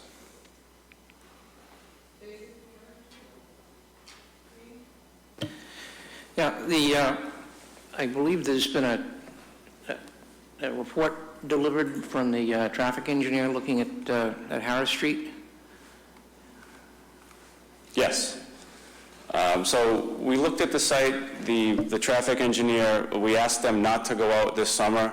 The people from the neighborhood who attended the public forum says, don't do traffic counts in the summer because there's nobody in school, and wait till September. So we waited till September, late September, early October, and we had the tapes out and we had the counters out, and they've identified that the morning peak and the weekday evening peak are the two trips that would have the most traffic, and they're expecting this fire station to generate an additional 8 vehicle trips in the morning peak and additional 10 vehicle trips in the evening peak. And the summary of their analysis is that the traffic queues and congestion and flow would not be impacted at all by this project. They did recommend that we continue work on public safety related infrastructure, and they did recommend a sign like the one pictured at either approach to the station so people know that there's a fire station in the neighborhood. But we were concerned that they were going to say we need a new light at either end, and it didn't say that at all. So from what the analysis shows, there's very little work needed for traffic controls. Just as a follow-up, I think it's important that people realize that any sidewalk work there would only occur if the fire station was constructed, because there's been studies done of Harris Street in the past, and it does not appear on any sidewalk priority list. The only reason that this is being contemplated is because we're obviously putting some infrastructure changes there. So if no fire station, no sidewalk, I think that's important for people to realize. And I guess the other question is, when do you think is the appropriate time to get a motion from the board regarding the accessing that Avalon money? I think that it would be great to have that sense of the board tonight, but I'd rather spend more time doing some financial analysis to see whether that additional funding is better used in other ways to apply to the project, whether it's to reduce the first year debt payment, or we have a few different strategies that we're looking at, but if there's a willingness from the board to offset some or all of the funding available towards this project, it would be great to have that sense now. Night? Yes, please. Okay, can I ask a couple of things first? First of all, on that, presumably we would make that sense contingent on the project passing the special town meeting. And John, I just wanted to ask, for that 18 vehicle trips a day, is that staff going to and from the fire station, or emergency trips, or both? They accounted for both. Thank you. To do that analysis, they actually watched the other stations Okay, in South Acton. thank you. Peter? No, I was going to move that we recommend applying the Avalon gift funds to reduce the cost of the project, obviously contingent on the funding being approved at town meeting. I'll second. Motion made and seconded. Any further discussion? I would just say it's been sitting there for 10 years. It was always my understanding that it was to be used to help construct a new fire station in North Acton, so seems appropriate. All those in favor? Aye. Aye. Motion carries.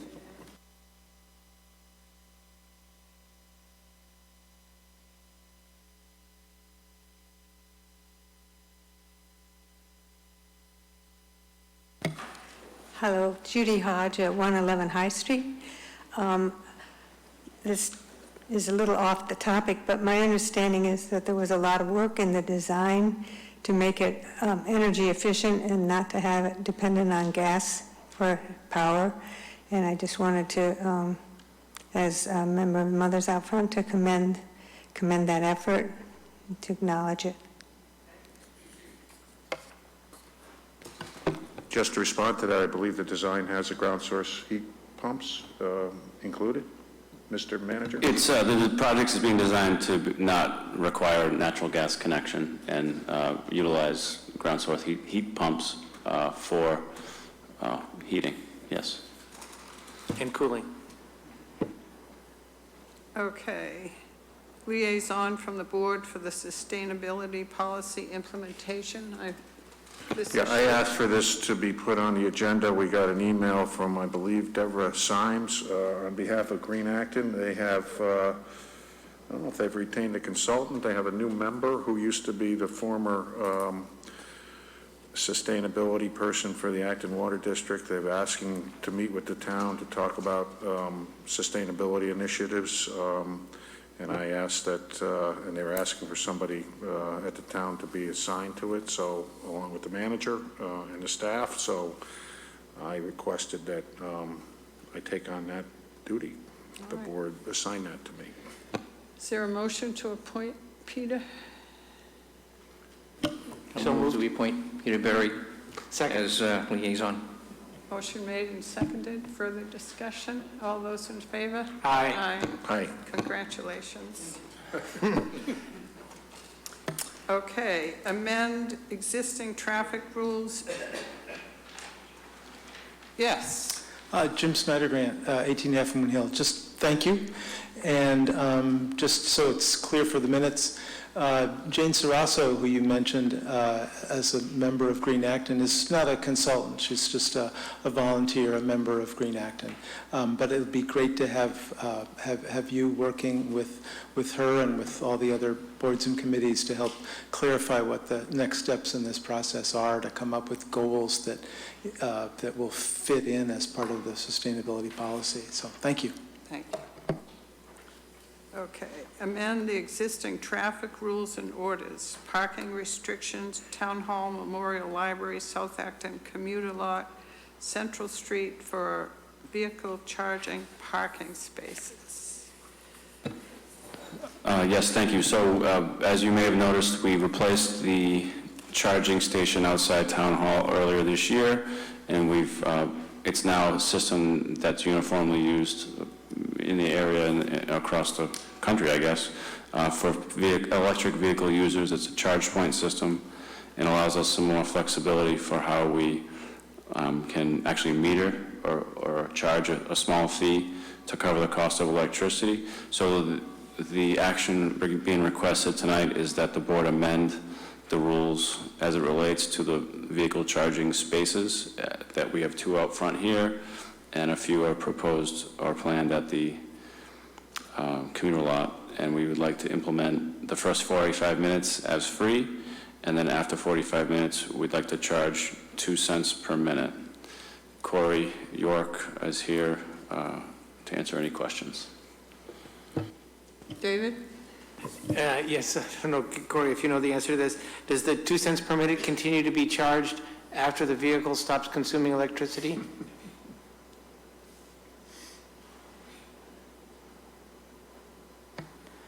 I believe that's the case, but I'd have to confirm. I believe it's the actual consumption of energy that it's being charged for. So when if the vehicle stops consuming electricity, the charges stop? That's my understanding. We can verify that, yeah. Yeah, that makes sense. You could do it either way if you want to encourage people to remove their vehicles right after they're done charging. And related to that, the first part of this says parking is allowed only while the vehicle is charging. That seems a little bit difficult to do for the commuter lot. And I'm wondering, I mean, I'm not going to come, I don't work in Boston, but one is not going to come back out of Boston and unplug their car and then go back into Boston. So I was wondering how that rule will be applied there. Yeah, what we run into situation, especially here at Town Hall, was somebody would come and park the car in, and then they would just leave it for overnight the day. So it was something that would give the police an enforcement action to, if we found someone continuing to abuse and not allowing other people to get in, they'd be able to have some kind of an enforcement mechanism that they could use to help sort of cycle cars out. Yeah, that makes sense. Yeah. So it's only intended to be used for someone who's kind of really overstaying their welcome. Some kind of an excessive situation, yes. Yeah. Thank you. Peter? So you have not put in the charging stations at the train station yet? They're down there, yes. Yeah. Okay, because this policy only deals with Memorial Library. So. Yes, that's correct. The agenda item talks about the commuter lot also. You're going to bring that along later, or? That would probably be something for a future discussion, yeah. If they wanted to, right now, the way the commuter lot was adopted by a prior board, it's embedded in the parking fee itself. Oh, okay. So, yeah. All right. So do you put a meter up to charge people for this? For the charge point system, it's built right in. So when you plug in the one at Town Hall, you need to have an account through ChargePoint. So you swipe, and it's all run through an online monitoring. So how do they pay for it? Through their ChargePoint system, it's set up so when they swipe. People actually sign up to use the station? Yes. Oh, okay. It's widely used in many other EV stations in the area use this system. So we had it up. We did it as a pilot over the last week or two before this meeting, just to make sure there weren't any problems with it. And people have had no issue with it, and we've gotten some good feedback. I didn't understand that people actually sign up to use this space. Yeah. How long does it take to charge one of these electric vehicles? David might know more than. It varies widely. So I have a plug-in hybrid, and one of these charging stations probably takes an hour or two because my battery is small. A Tesla might take a day to charge there. So, 24 hours maybe. Yeah. It depends. And the charge point system, for example, sends me text that says, you're now being charged 2 cents a minute. So I can go break out of the meeting, run downstairs, and unplug my car. John? Anything? No. Dean? I guess my question is, so the initial 45 minutes is free. Well, nothing's free, so who's paying for the first 45 minutes? The rate was structured in a way that allows people, with the original intent of the parking zone was to give an incentive to people to park close to the building and be able to use town services or grab a book and get a quick charge. And we have phased it in from being no charge at all to have a charge apply after 45 minutes. We thought that was a reasonable proposal. So the 2 cents per minute that we're charging, I don't know if it makes up every last penny of the first 45 minutes, but it certainly gets us pretty close to not costing us money as in before. It was we weren't getting any revenue to offset the expense of providing that service. So previously, we had a really bad deal for the town, and now we've got a less bad deal for the town, or the taxpayers. You know, I just have I think there's some equity issues here. You know, is somebody from the town going to pay for my first gallon of gasoline because I don't have an electric vehicle? You know, I think it's a great idea that we provide this, but I don't see why everybody in town should be, even though it's a very minor amount, should be subsidizing the folks that have electric vehicles, especially because I think long-term, we'll probably be rolling out more and more of these charging stations. So I certainly would be, I'd want to make sure that the taxpayers recover the full cost of this from the owners of the vehicles. Can I just ask, I completely agree, first of all. But would you, for example, prefer, I'm just throwing numbers out here, that it be 1.5 cents a minute starting from the first minute, if that was revenue neutral, or as opposed to 45 minutes free, and then 2 cents a minute, figuring out that over time it turns out to be revenue neutral, except for me if I go down and break out of the meeting, go downstairs and unplug my car and come back up. But so do you mind the fact that the first part is free and then it's 2 cents, or would you prefer it flat all the way along? I think we've got some optics issues here that, you know, we're providing something for free to certain people but not to other people. So I think, you know, we should look at, people should start paying as soon as they plug in. And if it works out that, you know, long-term people are only paying, you know, 1.5 cents per minute, so be it. But I think that's better than free. So the system is very customizable. We can apply any rules that we choose to implement, including tiers. You know, the first portion can cost this much, the second portion can cost that much.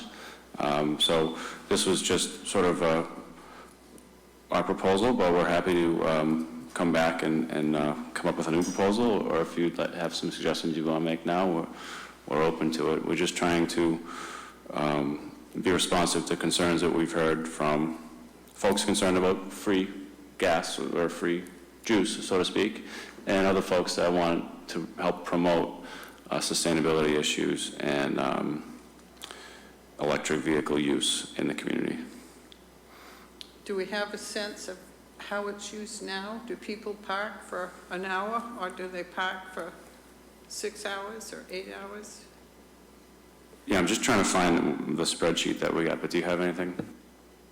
No, I don't know. I was going to say, Finance had run kind of a report from ChargePoint, just kind of monitoring that, but I haven't seen the report itself to know. There are certainly some vehicles there that are very common, because I notice when I go to pull in, if there's a free space, I'll take it, and if there's not, then I won't. But I think a lot of people, you know, like John said, they plug in their car and they go to the library and they're there for an hour, or they come to a meeting in town hall and they're there for a couple hours. I think that's very often how it's used. Okay, so I have an update. So from October 16th to October 30th, which is about 2 weeks or 15 days, the ChargePoint system, there was 410 kilowatt hours used. The aggregate electricity rate per kilowatt hour was we spent $43 in electricity over that period, and we generated $65 in revenue. So we made $15. How does that sound? I feel much better now.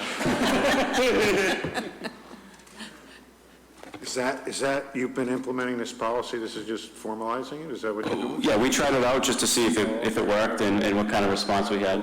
Okay. So we can turn it off, we can keep it the same, or we can change it. We're just looking for some adoption of rules from the board.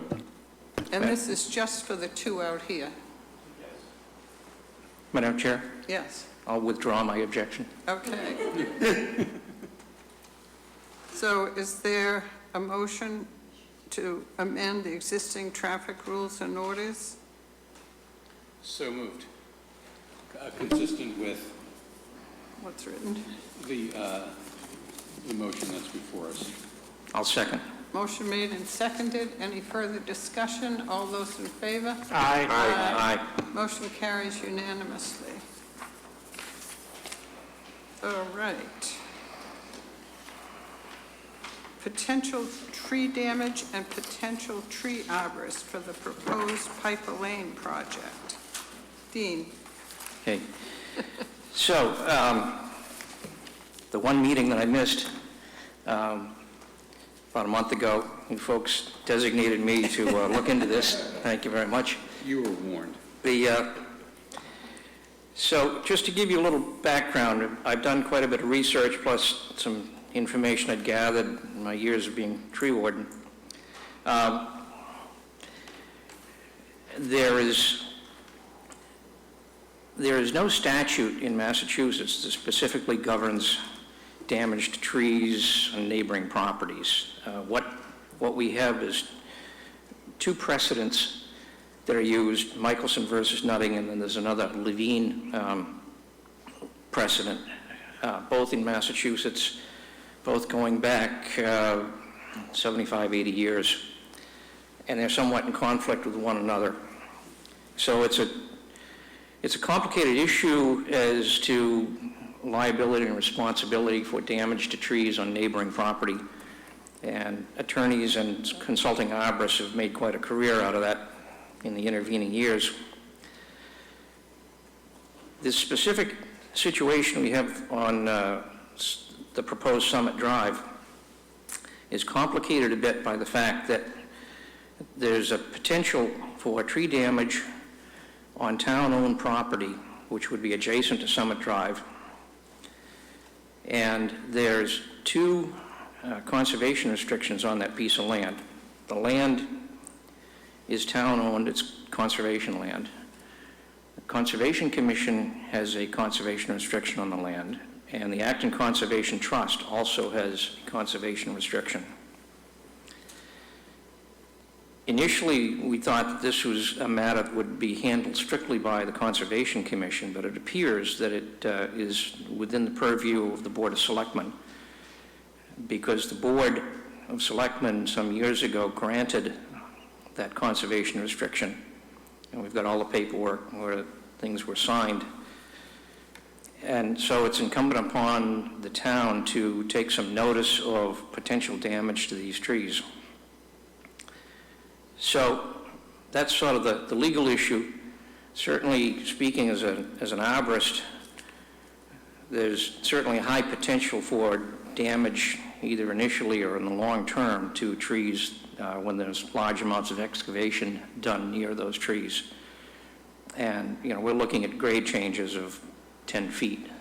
So have some initial impact from the severing of the roots, and it'll certainly have some impact on changing of groundwater levels.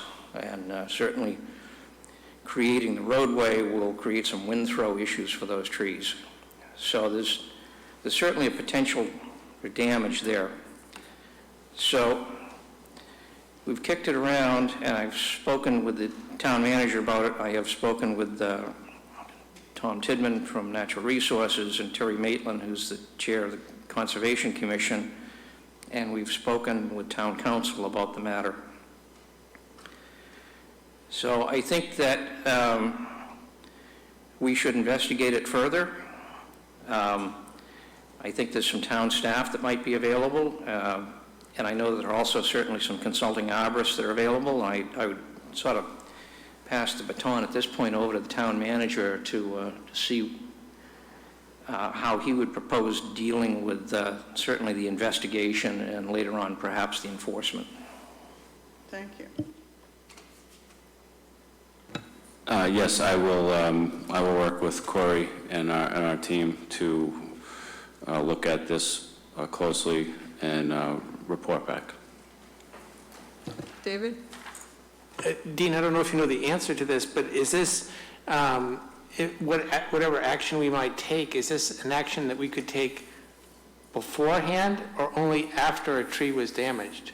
Could we do some sort of injunction before and to prevent, something that might damage the tree? Or do we, anyway, I'm just trying to figure out the order of things.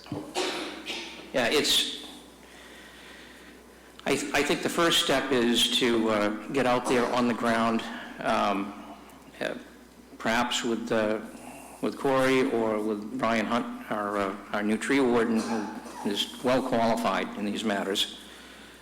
Go out there and do a real assessment of the trees. I mean, so far we've been talking in theory, looking at the stand, looking at on the ground where is the excavation going to take place, the variety of the trees. It appears it's mostly oak, which is a little more stable than a pine stand. So first, I think we have to know exactly what the potential is for that. And I don't want to deal with legal matters, whether this could be used as something that could impede the development of the 40B, or if there's a situation where we might look for mitigation. Now, the conservation restrictions on those properties talk about the town prohibiting the removal of trees, but then further along it talks about under land management activities that the town can entertain would be removal of hazards. So, and there are also specific wording in the conservation restriction about replanting using native species.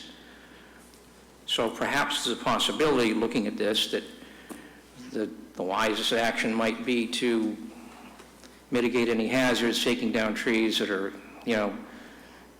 failure is imminent, and putting in some replacements and having some sort of mitigation payment from the adjacent developer. So I think really at this point, we have to know what's on the ground and what our real exposure is on it. It's more of an art than a science, frankly. Dave, Peter? This is, of course, all contingent on the ZBA granting a comprehensive permit for the construction. Did you talk to town council, or do we have any sense about if we, and I don't know where the ZBA is, I thought there was going to be another hearing in December, I guess, or the deadline for getting comments in was December. I'm not clear on that. I may be wrong on that. Okay. Is it something that we could ask the ZBA as part of our comments on the project to, if they were to grant a comprehensive permit, make it some kind of a condition? I have no idea whether legally that's even within their purview, but I assume they can put conditions on if they grant the permit. I don't know whether this kind of condition is legal, but. We have, the town manager and I did meet with town council about it about a week and a half ago, and we've just recently developed some more information in the last day or so. So certainly those discussions have gone on and will go on.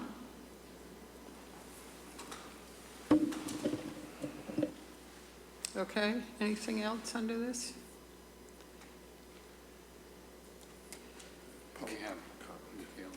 Oh, yes.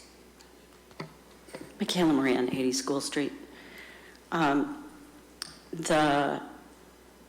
attorney for Santa, Dan Hill, is very interested in making sure that we know exactly what is out there. And as you mentioned, Dean, that you really need to know what's on the ground now before you know what you're going to lose.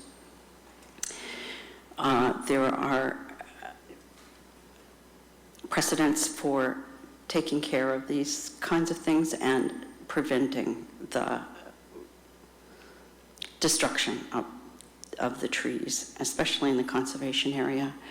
Now, along my property line, the canyon will be dug 20 feet and remain at 15 when the roadway's put in. It's going to come within 5 feet of my property line.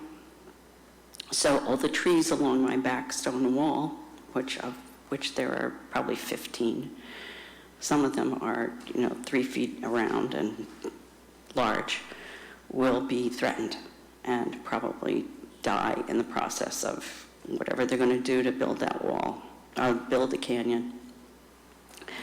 On the 50 feet away from my wall is the conservation land.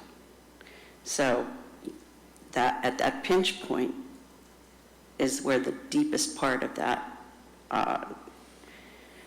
excavation is going to be, and will be where the trees along the first, from the pinch point, the first 50 feet at least are going to be threatened. So we've done, at my property, on my expense, I've done a survey and an inventory of the trees, and that's generally what you're going to need to understand what the possibility of loss is. So, just so you know. Thank you. Thanks.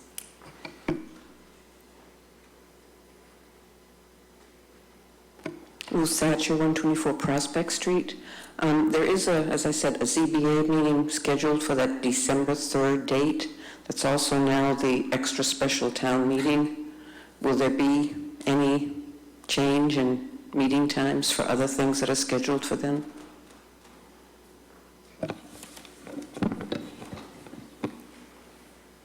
We haven't discussed changing any other times that I'm aware of. It's definitely a busy night. Yeah, our as I understood it, our practice has been not to hold any board meetings on special town meeting nights. So if that's the practice, I suppose we should inform the ZBA and ask if they could continue the hearing to another date in December before Christmas, to keep that process moving. We certainly could ask. They may be under some time constraints. Yes, there's also timing. I don't know what time that hearing is scheduled for, but maybe town meeting could be, well, we've already set the time for 7 o'clock, which I'm sure it's the same time.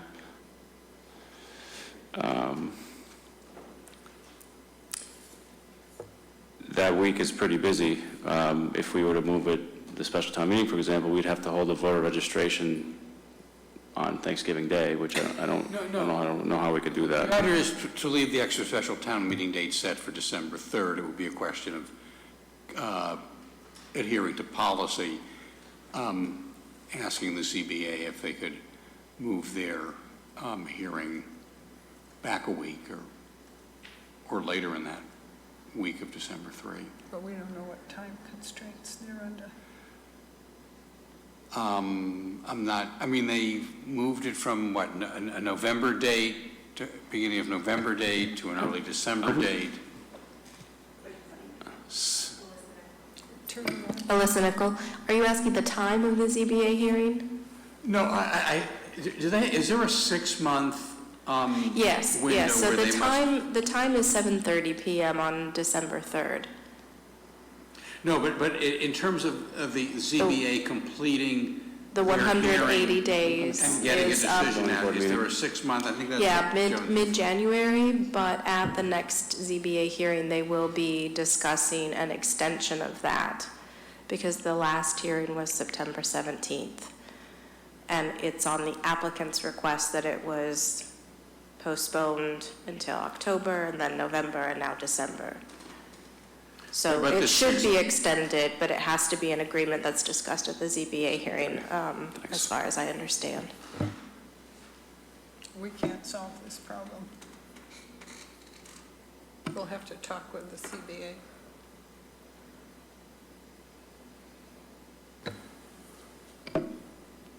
The board called a special town meeting tonight.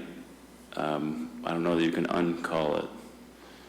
No, I'm saying if the CBA can move their meeting, if they're not under some time That's what we were constraint. asking. Yeah. Yeah. The ZBA should move their meeting. I think the town meetings are already confusing enough.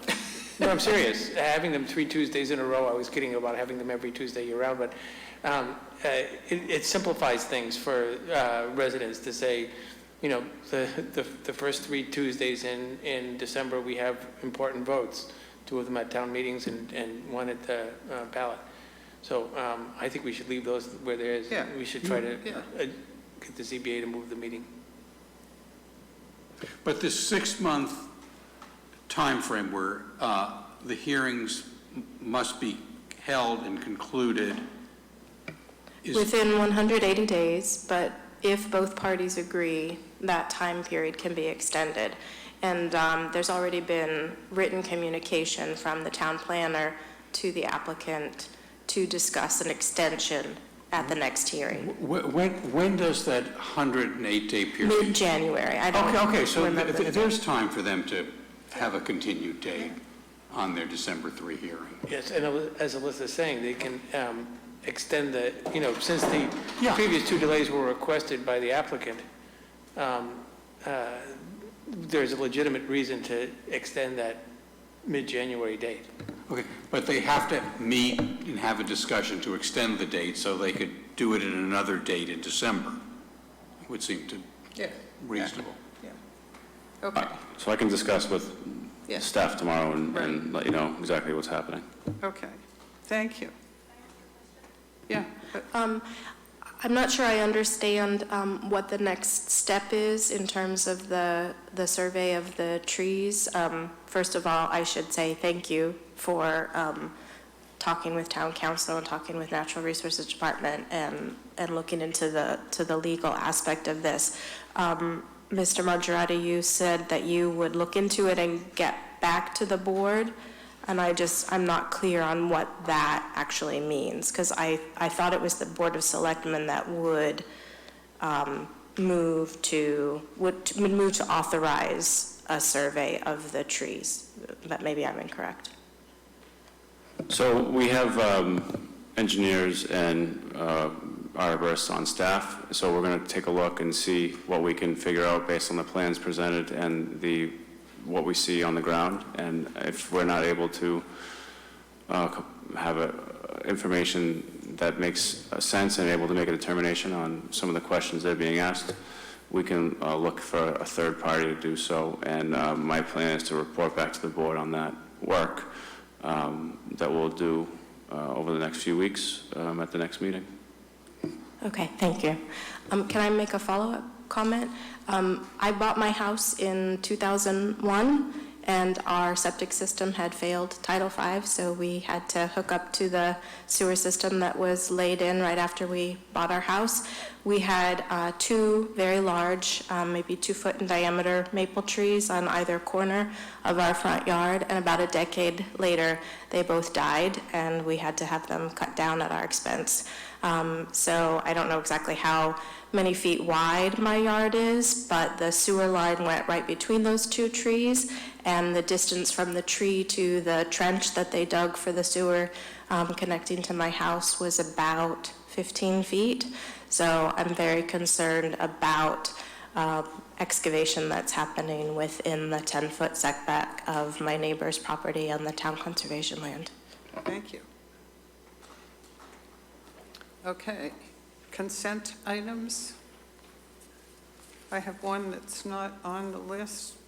A 1-day alcoholic beverage license for Congregation Beth Elohim on Prospect Street. The date is November 16th from 7 to 11 p.m. and it's adults only. And the meeting minutes, October 17th and 21st, 2019.